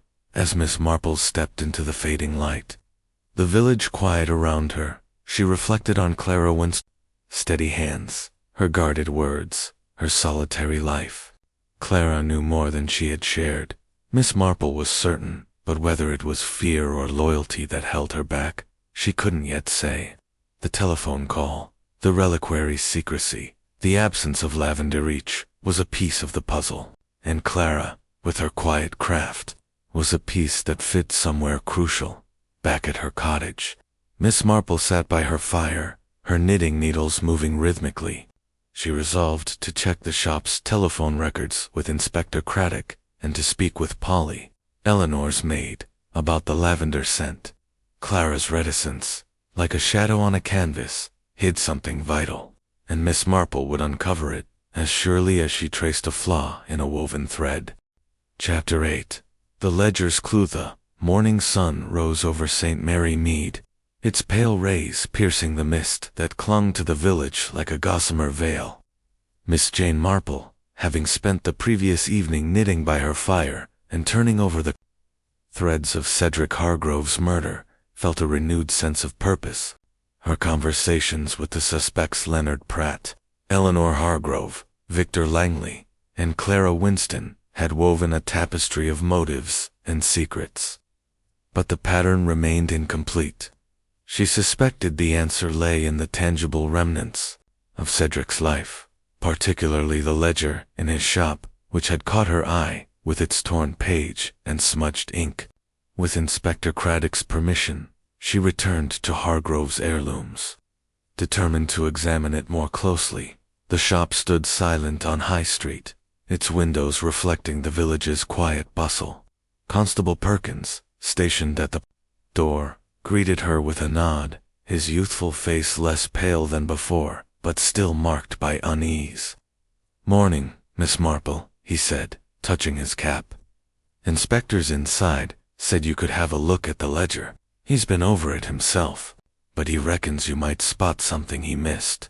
His tone held a mix of skepticism and respect, as if he couldn't quite fathom how an elderly spinster's eye could outshine a policeman's. Miss Marple smiled, her eyes crinkling. "Thank you, Constable. I shall be as unobtrusive as a mouse." She stepped inside, the familiar sense of beeswax and aged wood enveloping her. The shop was unchanged since her last visit, its treasures untouched save for the desk where Cedric had met his end. The overturned chair had been righted, but the damask curtain, stripped of its crimson cord, still hung unevenly, a mute witness to the violence. The ledger lay open on the desk, its pages slightly curled, and Inspector Craddock stood beside it, his lean frame bent over a notebook as he jotted down observations. "Miss Marple," he said, looking up with a wry smile, "I should have known you'd be back, sniffing out details like a terrier after a bone. The ledger's here, as you requested. We've catalogued the desk's contents. Nothing out of the ordinary. Save for that torn page you mentioned. I'm starting to think you're onto something." His tone was grudgingly admiring, though his gray eyes betrayed a trace of impatience, as if he wished for harder evidence than an old lady's hunches. Miss Marple approached the desk, her knitting bag tucked under her arm, its needles clicking softly as she moved. "You're very kind, Inspector," she said, her voice mild. "A ledger is like a diary, isn't it? It holds a man's thoughts, his dealings, his secrets. Let's see what Mr. Hargroves tells us." She leaned over the desk, careful not to touch, and studied the open page. Cedric's handwriting was precise, each entry a testament to his meticulous nature sales of a porcelain teapot, a brass candlestick, and the acquisition of the 17th century reliquary, gold and enamel, provenance pending.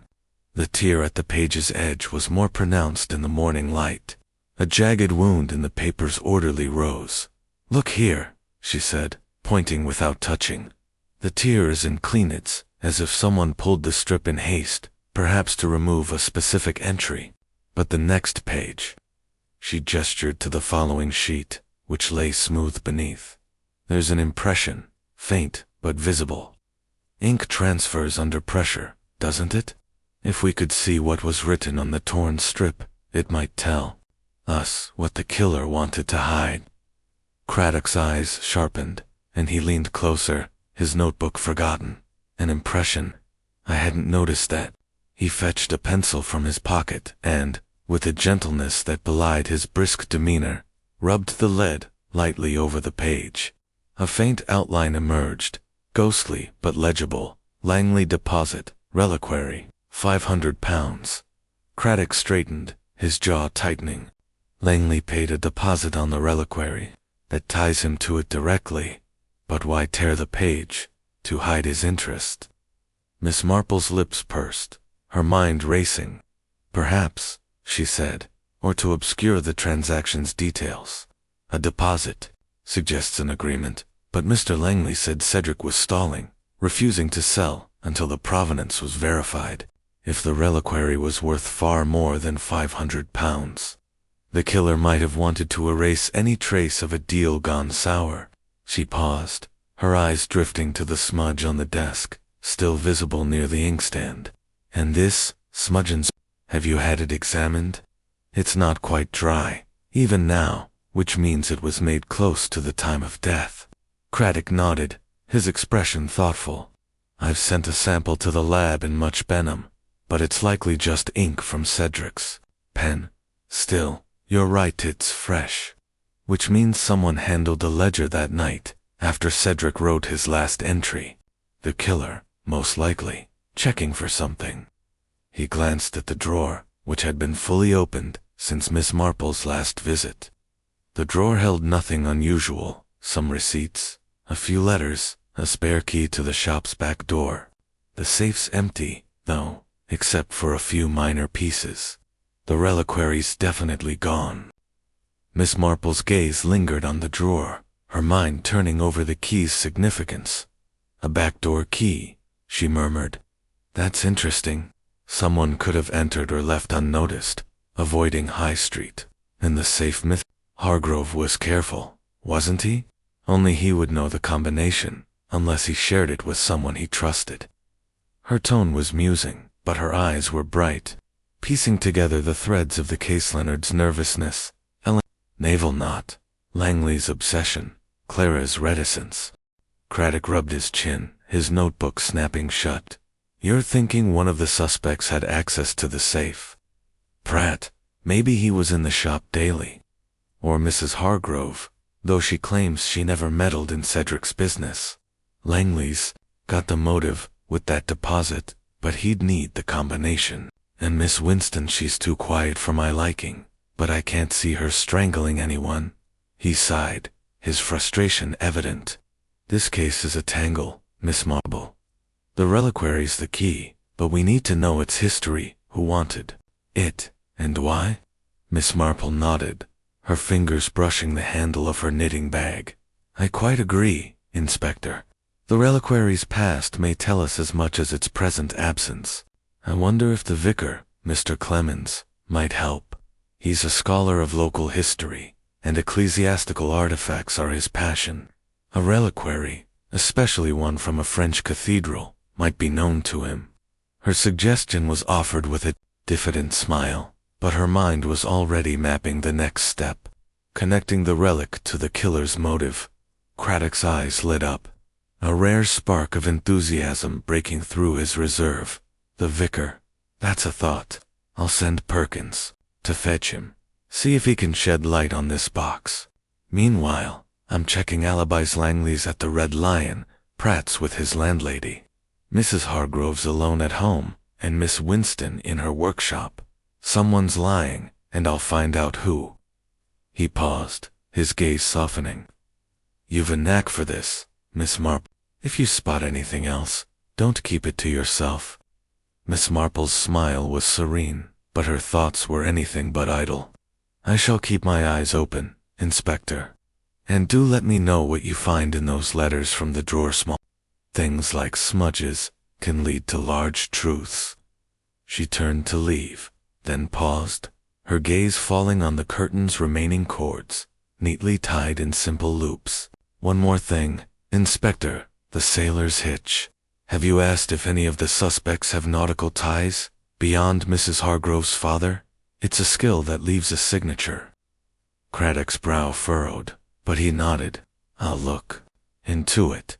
Pratt's young, but he might have learned knots somewhere.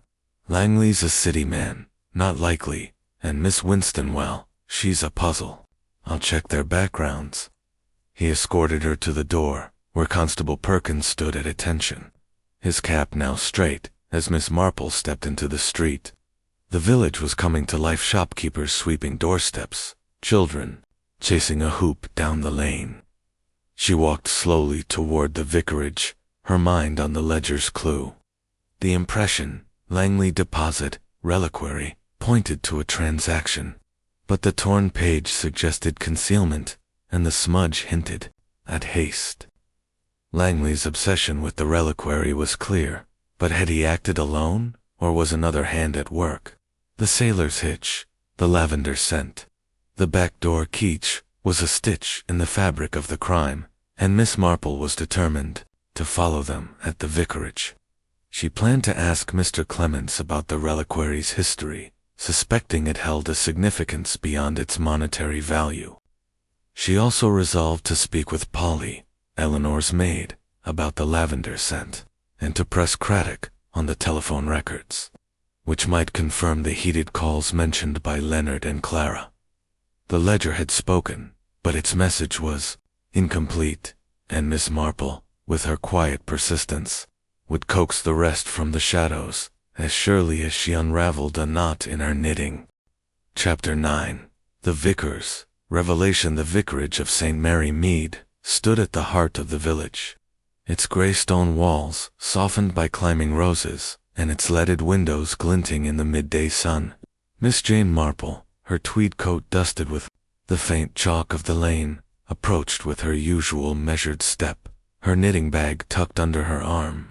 The morning's discoveries at Hargrove's heirlooms, the ledger's faint impression of Victor Langley's deposit, and the smudged ink had sharpened her focus, and she sought the vicar, Mr. Arthur Clemens, whose knowledge of ecclesiastical artifacts might illuminate the missing reliquary's significance.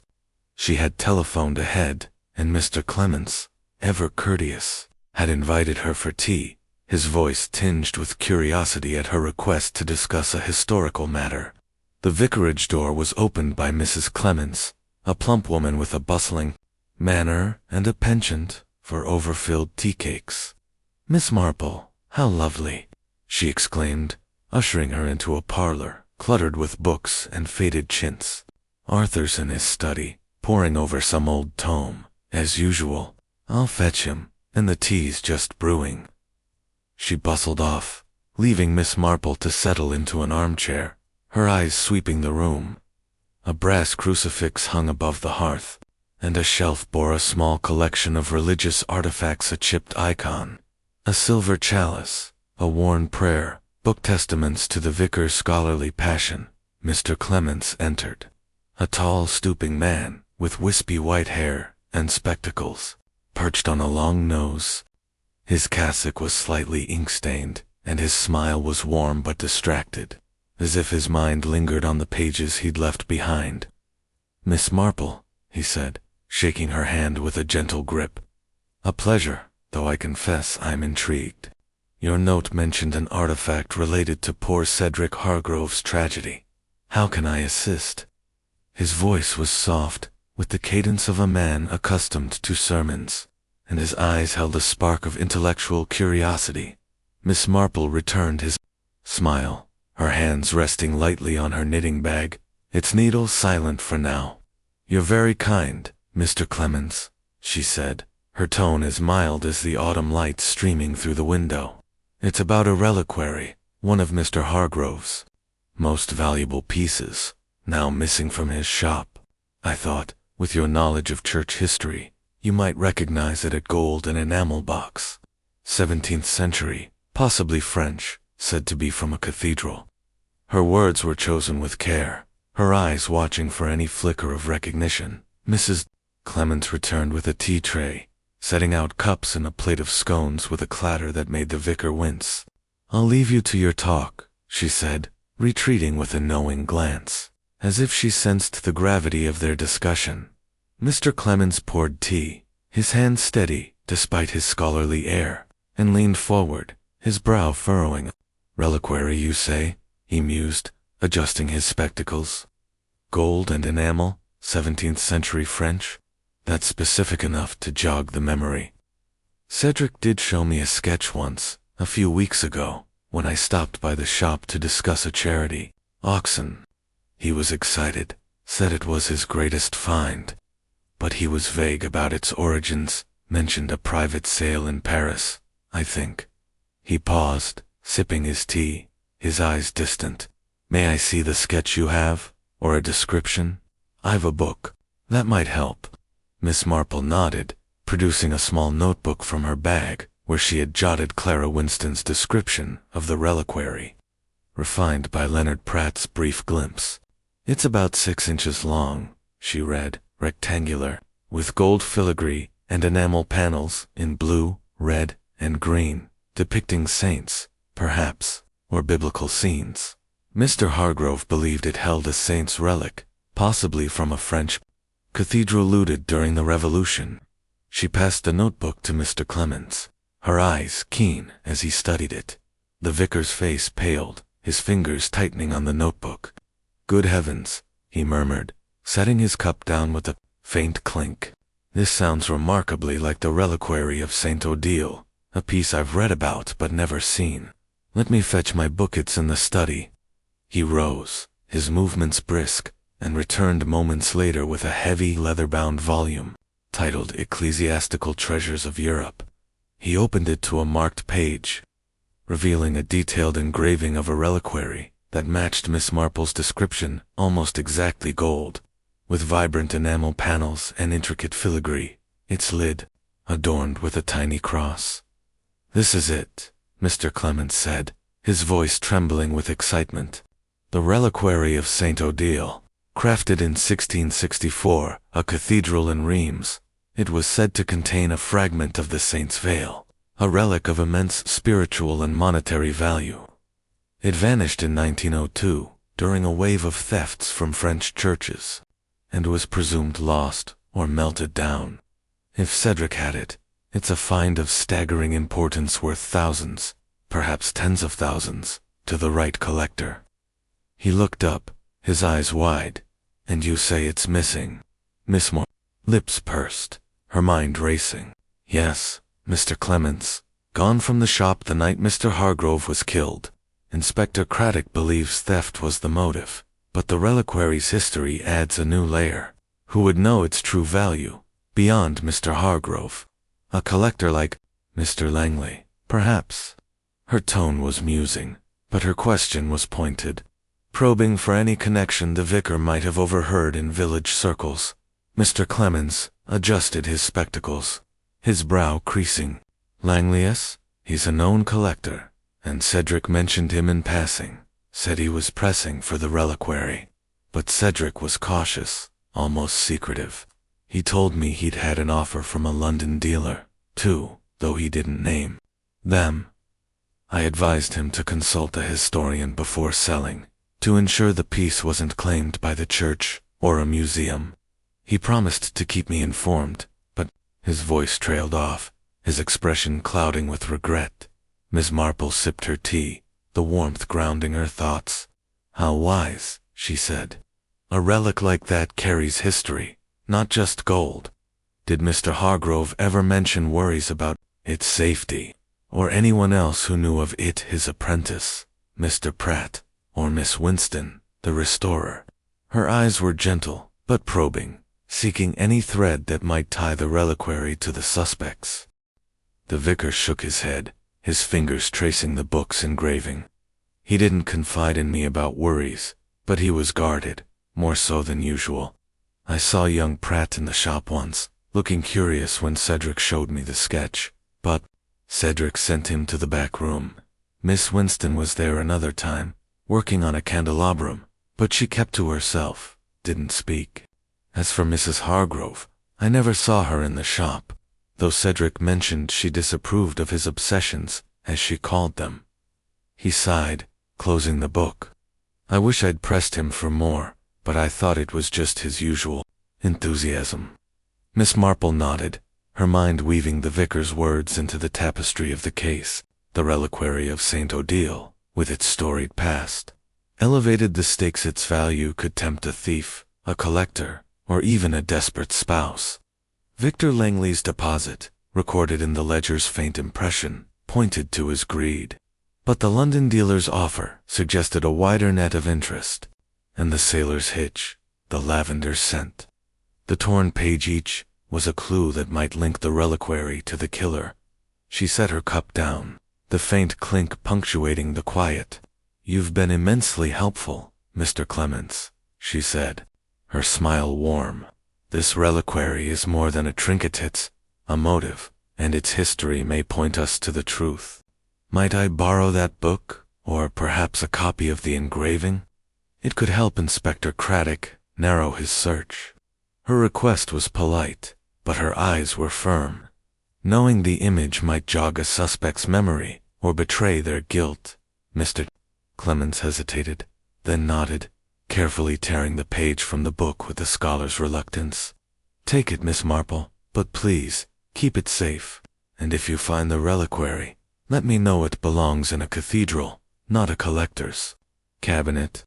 He handed her the engraving, his hands trembling slightly, and Miss Marple tucked it into her notebook, her fingers brushing the paper with care as she rose to leave, thanking the vicar and promising to return for one of Mrs. Clements's tea cakes. Her mind was already racing ahead. The reliquary's identity changed everything, casting a new light on the suspects. Langley's obsession was now a burning motive, but Leonard's curiosity, Clara's reticence, and Eleanor's detachment each took on new weight. The London dealer, unnamed but lurking in the shadows, was a thread to pursue, and the sailors. Which could it point to a stranger, or was it Eleanor's naval heritage resurfacing? Back at her cottage, Miss Marple spread the engraving on her table, her knitting needles idle as she studied the reliquary's intricate design. She resolved to show it to Inspector Craddock, urging him to investigate the London dealer and recheck Langley's alibi. She also planned to visit Mrs. Gibbs, Leonard's landlady, to verify his evening, and to probe Polly about the lavender scent in Eleanor's home. The reliquary of St. Odile was the heart of the mystery, and its revelation, like a stitch pulled tight, was drawing the pattern together. Miss Marple would follow it, as surely as she traced a thread through a tangled skein. Chapter 10. The trap is set. The village of St. Mary Mead, with its quaint cottages and whispering lanes, seemed to hold its breath as the investigation into Cedric Hargrove's murder reached a critical juncture. Miss Jane Marple, her mind a delicate web of clues and suspicions, sat in her cottage parlor, the fire casting a warm glow over her knitting, which lay idle for once. The vicar's revelation about the reliquary of St. Odile had sharpened her focus, and the ledger's faint impression Victor Langley's deposit for the reliquary had pointed a finger at the collector's greed, yet the sailor's hitch. The lavender scent and the torn page suggested a deeper tangle, one that required a bold move to unravel. Miss Marple, with her knack for seeing the human heart's hidden corners, devised a plan to flush out the killer, and she needed Inspector Craddock's cooperation to set it in motion. The following morning, a Saturday, found Miss Marple at the village hall, where Craddock had set up a temporary headquarters. The hall was abuzz with quiet activity, Constable Perkins sorting papers, a typist clacking away, and Craddock himself poring over a map of the village, his lean face etched with frustration. He looked up as Miss Marple entered, her tweed coat neatly buttoned, her knitting bag clicking softly at her side. "Miss Marple," he said, his tone a mix of respect and exasperation. "I was just about to send for you," the lab confirmed. The smudge on the desk was ink fresh from Cedric's pen, but no fingerprints, gloves likely. And the telephone records show a call to Langley's house at 5:30 that evening, lasting 10 minutes. Heated, maybe, but it doesn't prove murder. Miss Marple nodded, settling into a chair with a rustle of fabric. "Most interesting, Inspector," she said, her voice as mild as the morning light filtering through the hall's high windows. "The call aligns with Mr. Pratt's and Miss Winston's accounts of an argument. But it's the reliquary that holds the key, isn't it? The reliquary of St. Odile, as Mr. Clemens confirmed a prize worth killing for. I've been thinking, Inspector, that we might draw the killer out with a little misdirection." Her eyes twinkled, but her expression was serious. A strategist laying out her gambit. Craddock raised an eyebrow, his notebook pausing mid-scribble. "Misdirection? You mean a trap? I'm listening, but it'd better be solid. I can't afford to spook our suspects into bolting." His tone was wary, but his gray eyes were alert. Recognizing the steel beneath Miss Marple's gentle demeanor, Miss Marple leaned forward, her hands folded neatly over her bag. "It's quite simple, really," she said. "We let it be known discreetly, through someone like Mrs. Bantry, who can't resist a juicy tidbit that the reliquary has been found, hidden in a secret compartment in Mr. Hargrove's safe. We say it's to be revealed at a village meeting tomorrow evening, here in the hall, under police guard. The killer, believing their prize is within reach, may act either to retrieve it or to ensure it remains hidden. We watch, and we wait." Her voice was soft, but her words carried the weight of certainty, like a chess player moving a queen. Craddock rubbed his chin, his skepticism warring with intrigue. "Risky," he said, "but clever. If the killer took the reliquary, they'll want to know how we found it. If they didn't, they'll panic, thinking it's evidence against them. Either way, they might slip up. How do we spread the word, without it looking staged?" Miss Marple's lips curved in a faint smile. "Leave that to Mrs. Bantry," she said. "She'll tell Mrs. Price at the bakery, who'll tell the postmistress, and by tea time, the village will be humming. But we must be precise. Say the reliquary was found this morning, wrapped in velvet, and that you're awaiting an expert from London to authenticate it. That will lend credibility and heighten the killer's urgency." She paused, her eyes narrowing. "And we must watch all 4 suspects: Mr. Pratt, Mrs. Hargrove, Mr. Langley, and Miss Winston. Their reactions will tell us more than their words." Craddock nodded, his notebook snapping shut. "I'll arrange it. We'll hold the meeting, with Perkins and a couple of plainclothes men from Much Benham, keeping an eye out. I'll have the safe brought here, empty, of course, and a decoy box, something shiny, to sell the story. You'll be there, I presume." His tone was dry, but his respect was clear, a silent acknowledgement of her uncanny insight. "I wouldn't miss it, Inspector," Miss Marple said, rising with a rustle of tweed.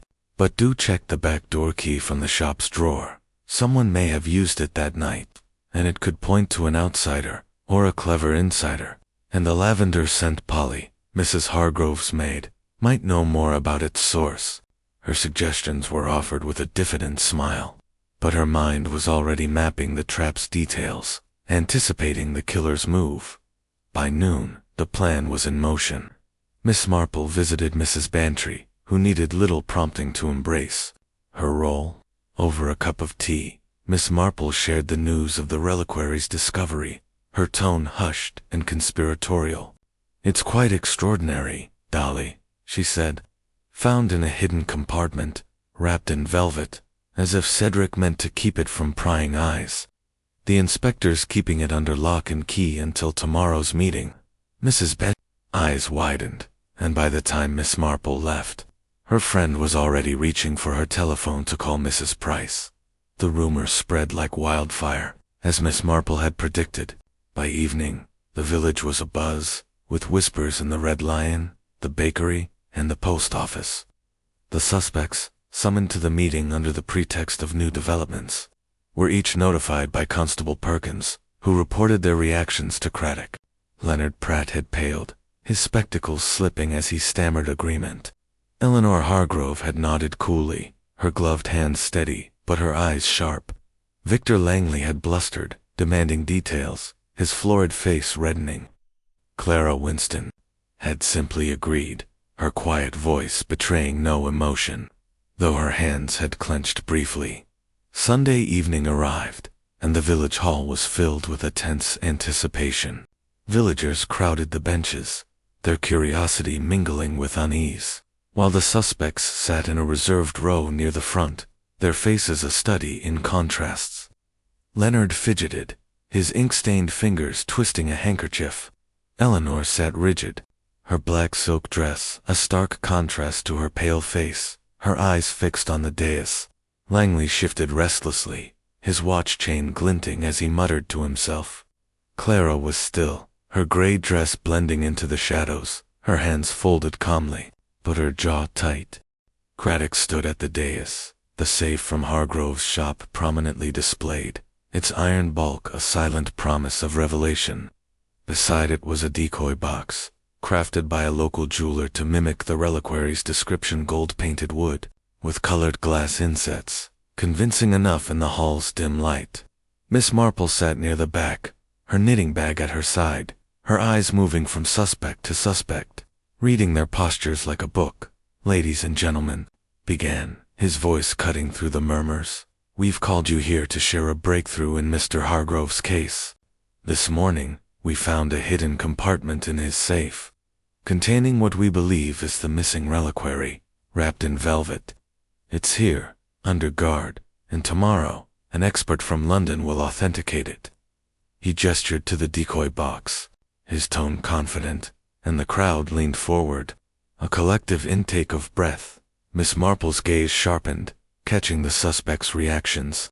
Leonard's handkerchief tore slightly, his fingers trembling. Eleanor's lips parted, her gloved hands clenching in her lap, her eyes flicking to the safe. Langley's face flushed, his hand gripping the arm of his chair, a gleam of aversion in his eyes. Clara's expression remained unchanged, but her hands tightened, her knuckles whitening against her gray skirt. Craddock continued, his words deliberate. "To ensure its safety, we've opened the box and found it empty, no relic, just the container. But its presence is evidence, and we're close to identifying the thief and the killer." He paused, letting the words hang, and Miss Marple watched as Langley's shoulders sagged, his greed deflated by the mention of an empty box. Leonard's eyes darted to the exit. Eleanor's composure held, but her breathing quickened, and Clara's gaze dropped to her hands, a faint tremor betraying her calm. The meeting ended with Craddock's promise of swift justice, and the crowd dispersed, their whispers trailing into the night.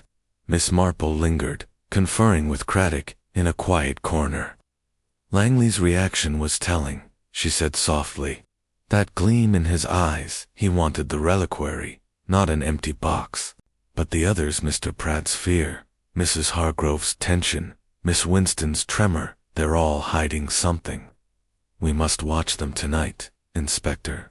The killer may act, thinking the reliquary is here.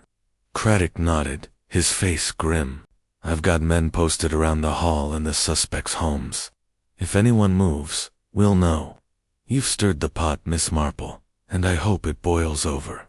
His tone was grudgingly admiring, and Miss Marple smiled, her eyes bright with the thrill of the chase. As she walked home, the village dark and still, Miss Marple's thoughts were on the trap.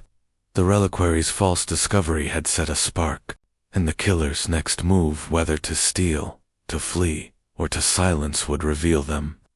She resolved to check with Mrs. Gibbs tomorrow, to confirm Leonard's alibi, and to press Polly about the lavender. The trap was set, and Miss Marple, with her quiet patience, would watch it spring, as surely as she caught a loose stitch in her knitting. Chapter 11. The client's confession. The night air of St. Mary Mead was sharp with the bite of late autumn. The village cloaked in a stillness broken only by the occasional hoot of an owl or the rustle of leaves skittering across the lanes.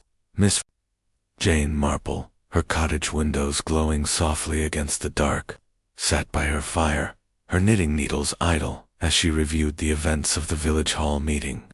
The trap she had devised with Inspector Craddock spreading word of the reliquaries. False discovery had stirred the suspects, their reactions like ripples on a pond, revealing hidden currents. Victor Langley's greedy gleam, Leonard Pratt's nervous fidgeting, Eleanor Hargrove's tense composure, and Clara Winston's subtle tremor had all been telling, but it was Langley's response that lingered in her mind, a spark of event that seemed to burn brighter than the rest. Inspector Craddock, true to his word, had stationed plainclothes officers from Much Benham to watch the suspects' homes, the village hall, and Hargrove's heirlooms, anticipating that the killer might act under the pressure of the reliquary's supposed recovery. Miss Marple had retired early, but her mind was far from rest.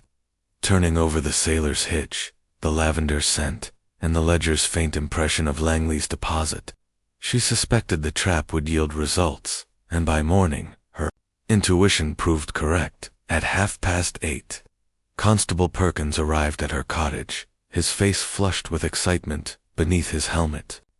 "Miss Marple, the inspector needs you at the station in Much Benham," he said, his voice breathless.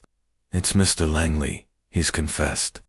"Tried to sneak into the hall last night, thinking the reliquary was there. Our men caught him red-handed, and he's talking now. The inspector thought you'd want to hear it."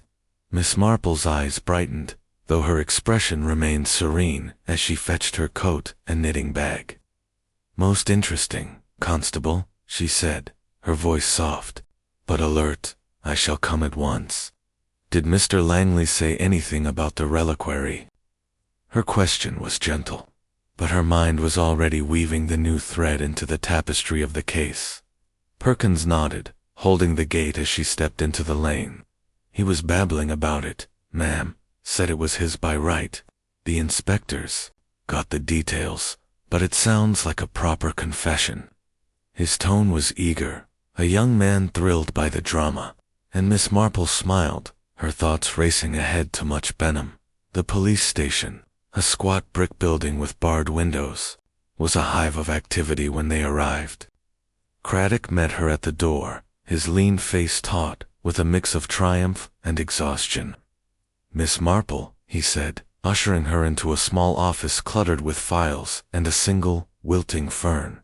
"Your trap worked like a charm. Langley tried to break into the hall at 2 this morning, carrying a crowbar and a torch. My men nabbed him before he could touch the safe. He's in the interview room, spilling his guts. Care to sit in? I owe you that much for setting this up." Miss Marple inclined her head, her knitting bag clicking faintly as she followed him. "You're very kind, Inspector," she said. "I'd like to hear what Mr. Langley has to say. Greed has a way of loosening tongues, doesn't it?" Her tone was mild, but her eyes were sharp, ready to catch any slip in Langley's story that might tie up the case's loose ends. The interview room was stark, its walls bare, save for a clock ticking loudly above the door. Victor Langley sat at a metal table, his florid face pale and sweaty, his check suit rumpled from a night in custody. His gold watch chain lay coiled on the table, confiscated, and his signet ring glinted dully under the harsh light. He looked diminished, his usual bluster replaced by a slump of defeat. Across from him sat a sergeant, notebook open, while Craddock took the lead, his voice crisp as he gestured for Miss Marple to sit in a corner chair, unobtrusive but observant. "Mr. Langley," Craddock began, his tone firm. "You've admitted to attempting to break into the village hall, to steal the reliquary. Now, let's have the full story start with the night of Cedric Hargrove's murder, and don't leave anything out." Langley's hands shook as he ran them through his thinning hair, his eyes darting to Miss Marple before dropping to the table. "I didn't mean to kill him," he blurted, his voice hoarse. "I swear it, Inspector. It was the reliquary St. Odili's, worth a fortune, more than I'd ever seen. Cedric showed it to me weeks ago, said it was his greatest find. I paid a deposit £500 to secure it, but he kept stalling, saying he needed to verify its history. I thought he was playing me, trying to jack up the price or sell to someone else, like that London dealer he mentioned." Craddock leaned forward, his notebook open. "Go on. What happened that night?" Langley swallowed, his fingers twitching, as if longing for his brandy glass. "I went to the shop around 5, like I told you, to press him again. We argued. He said the reliquary was worth 10 times my deposit, that he wouldn't sell until he was sure. I left, went to the Red Lion, but I was furious. I couldn't stop thinking about it. That box was mine. I'd paid for it. So I went back, around 8, through the back door. Cedric kept a key in the shop's drawer. I'd seen him use it once." His voice cracked, and Miss Marple's needles, silent in her bag, seemed to echo the tension in the room. Langley continued, his words tumbling out. "Cedric was at his desk, writing in that damned ledger. I begged him to sell, offered more money, but he laughed at me, said I couldn't afford it. I lost my temper, grabbed the curtain, cord. It was right there, hanging loose. I didn't think, just wrapped it around his neck and pulled. It was over in seconds. He slumped, and I panicked. I tore the ledger page about my deposit, took the reliquary from the sci-fi, knew the combination. Cedric let it slip once, bragging about his security. I hid the box at home, in my study, under a false panel." He buried his face in his hands, his shoulders shaking. Miss Marple's eyes narrowed, her mind sifting through his confession. The back door key explained the entry, and the torn page matched the ledger's impression. But the sailor's hitch nagged at her. Langley, a city man, hadn't mentioned nautical skills, and the lavender scent absent in his account, yet present in the shop and Eleanor's home. She leaned forward slightly, her voice soft but clear. "Mr. Langley, you say you acted in a rage, yet the cord was tied with a sailor's hitch, a precise knot. Where did you learn such a thing?" Langley's head snapped up, his eyes wide with confusion. "A sailor's hitch. I don't know anything about knots. I just pulled the cord tight, wrapped it any old way. I was in a panic, not thinking about fancy knots." His voice was earnest, and Miss Marple noted the genuine bewilderment in his expression, a crack in his confession that didn't quite fit. Craddock glanced at her, his brow furrowing, then turned back to Langley. "And the reliquary, is it now? We searched your house this morning, found nothing." Langley's face crumpled, his voice barely a whisper. "It's in my study, behind a panel in the bookcase. I swear, it's there. I didn't mean for this to happen. I just wanted the reliquary." He slumped further, a broken man, and Craddock signaled the sergeant to take him to a cell. As they left the room, Craddock turned to Miss Marple, his expression grim. "We've got him, thanks to your trap. We'll search his study again, find that reliquary. But that knot bothers me. His story doesn't add up there, and no mention of lavender, either. Could we have missed something?" His tone was grudgingly open, a testament to her influence. Miss Marple's lips pursed, her mind racing. "You've done splendidly, Inspector," she said, "but the knot is indeed curious." Mr. Langley's panic suggests a crime of impulse. Yet the sailor's hitch is deliberate, learned. And the lavender, perhaps it's a red herring, but I'd like to speak with Polly, Mrs. Hargrove's maid, about the scent in their home. It may be nothing, but small things matter. Her voice was gentle, but her eyes were sharp, still chasing the loose threads of the case. Craddock nodded, his notebook snapping shut. I'll send for Polly, and we'll check the telephone records again, see if that London dealer fits in. Langley's confession ties up most of it, but I'll feel better when we've got the reliquary in hand. He escorted her out, and Miss Marple stepped into the crisp morning, her thoughts on the knot and the scent details that didn't align with Langley's story. At her cottage, she sat by the window, her knitting resumed, the needles clicking rhythmically. Langley's confession was damning, but the sailor's hitch suggested another hand, or a skill he hadn't admitted. She resolved to confirm the reliquary's recovery, and to probe Polly about the lavender, which might link to Eleanor or Anne, unseen player. The trap had sprung, but the truth, like a half-finished stitch, needed one final pull to secure it. Chapter 12. The village settles. The golden light of a late autumn afternoon bathed St. Mary Mead, softening the edges of its stone cottages and gilding the bare branches of the elms along the village green. The tumult of Cedric Hargrove's murder, which had stirred the village like a storm, was beginning to ebb, leaving behind a quiet sense of resolution tinged with melancholy. Miss Jane Marple sat in her parlor, her knitting needles moving with their familiar rhythm, the click of ebony against wool, a counterpoint to her thoughts. The fire crackled softly, casting flickering shadows on the walls, where a framed sampler bore the words "Truth will out" in faded thread. A fitting epitaph for the case now closed. Victor Langley's confession, wrung from him by the trap, said at the village hall, had unraveled the mystery of Cedric's death. The reliquary of St. Odile, recovered from a hidden panel in Langley's study, just as he'd described, now rested in Inspector Craddock's custody, its golden enamel gleaming under police lock and key, awaiting transfer to a museum in London. The search, conducted at dawn after Langley's arrest, had also uncovered the torn ledger page, crumpled in a drawer, confirming his deposit and his desperate attempt to erase the transaction. Yet the sailor's hitch and the lavender scent, those nagging threads, had required Miss Marple's final efforts to tie up, ensuring no loose ends remained in the tapestry of the crime. That morning, Miss Marple had visited Mrs. Bantry for tea, knowing her friend's parlor was the hub of village gossip and the perfect place to confirm the case's ripples. Mrs. Bantry, her eyes bright with excitement, poured tea from a silver pot, her voice bubbling over as she recounted the village's reaction. "Jane, it's the talk of St. Mary Mead," she exclaimed, passing a plate of shortbread. "Langley, of all people, caught trying to steal that reliquary from the hall.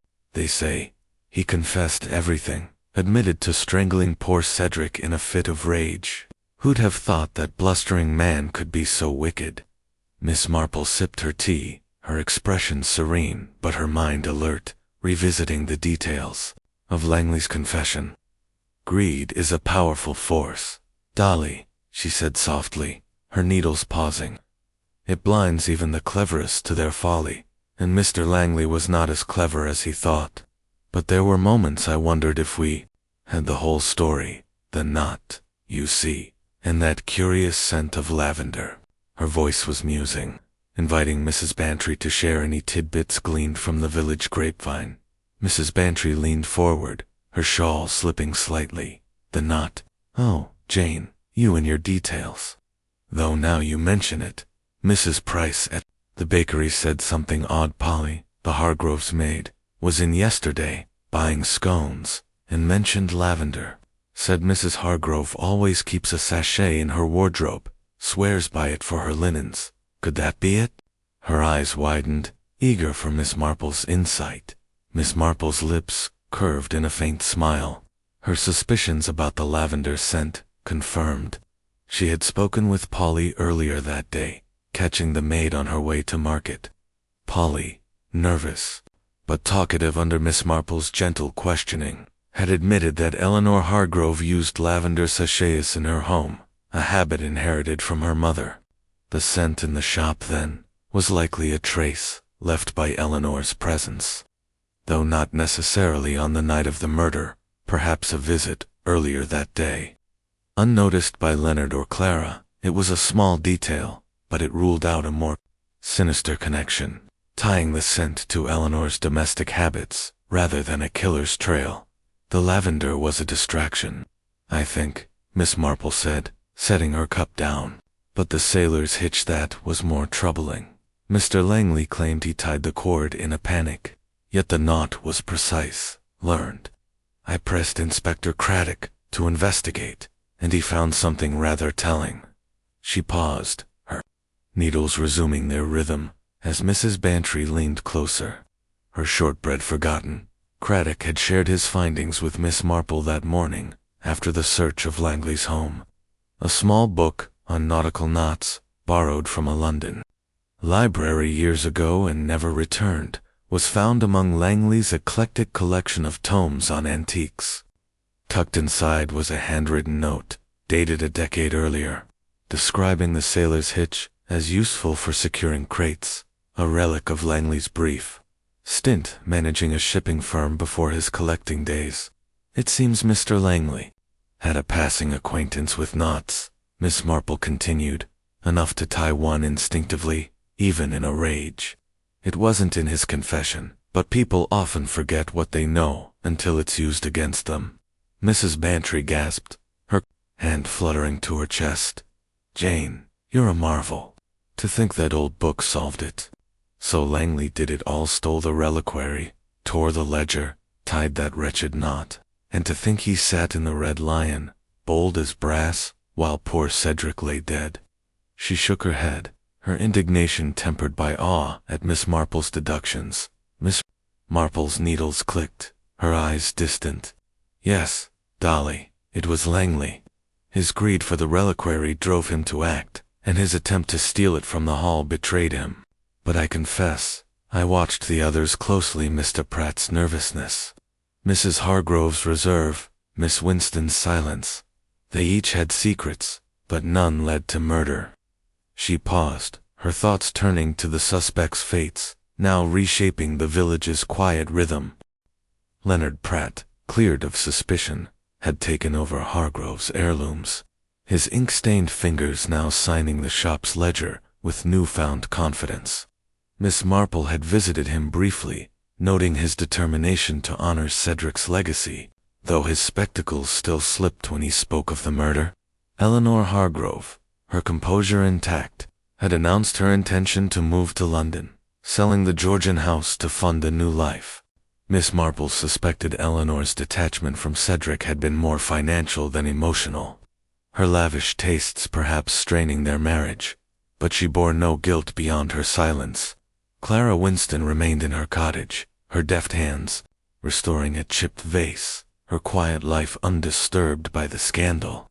Miss Marple had seen her in church that morning, her silver brooch glinting, her face serene but still guarded. A woman who kept her own counsel. The village, too, was settling, its gossip softening into tales told over tea. The reliquary, soon to be restored to a cathedral in Reims at Mr. Clemence's urging, had left a legacy of wonder and caution in St. Mary Mead. Miss Marple, reflecting on it all, felt a quiet satisfaction. The trap had worked. Langley's confession had closed the case, and the loose threads the knot. The scent had been neatly tied. Mrs. Bantry, finishing her tea, sighed dramatically. It's like one of those novels, Jane, but you make it real. How do you do it? Seeing what no one else does, I mean. Her tone was admiring, almost pleading for a glimpse into Miss Marple's method. Miss Marple's needles paused, her smile gentle but knowing. It's only human nature, Dolly, she said. People are like my knitting patterns repeating, flaws revealing. A greedy heart, a moment of weakness, a knot tied too tight, they all tell a story, if you know where to look. And St. Mary Mead, for all its peace, has stories aplenty. Her eyes twinkled, and she resumed her knitting, the needles clicking like a clock, marking the return of the village's calm, as Mrs. Bantry chattered on. Miss Marple's thoughts drifted to the reliquary, its gold and enamel a silent witness to human folly. Justice had been served, as it always was, in its own quiet way. She glanced out her window, where the sun dipped low, casting long shadows across the green. The village settled, and Miss Marple, with her wool and her wisdom, settled too, ready for the next pattern to unravel, as surely as she stitched a perfect seam.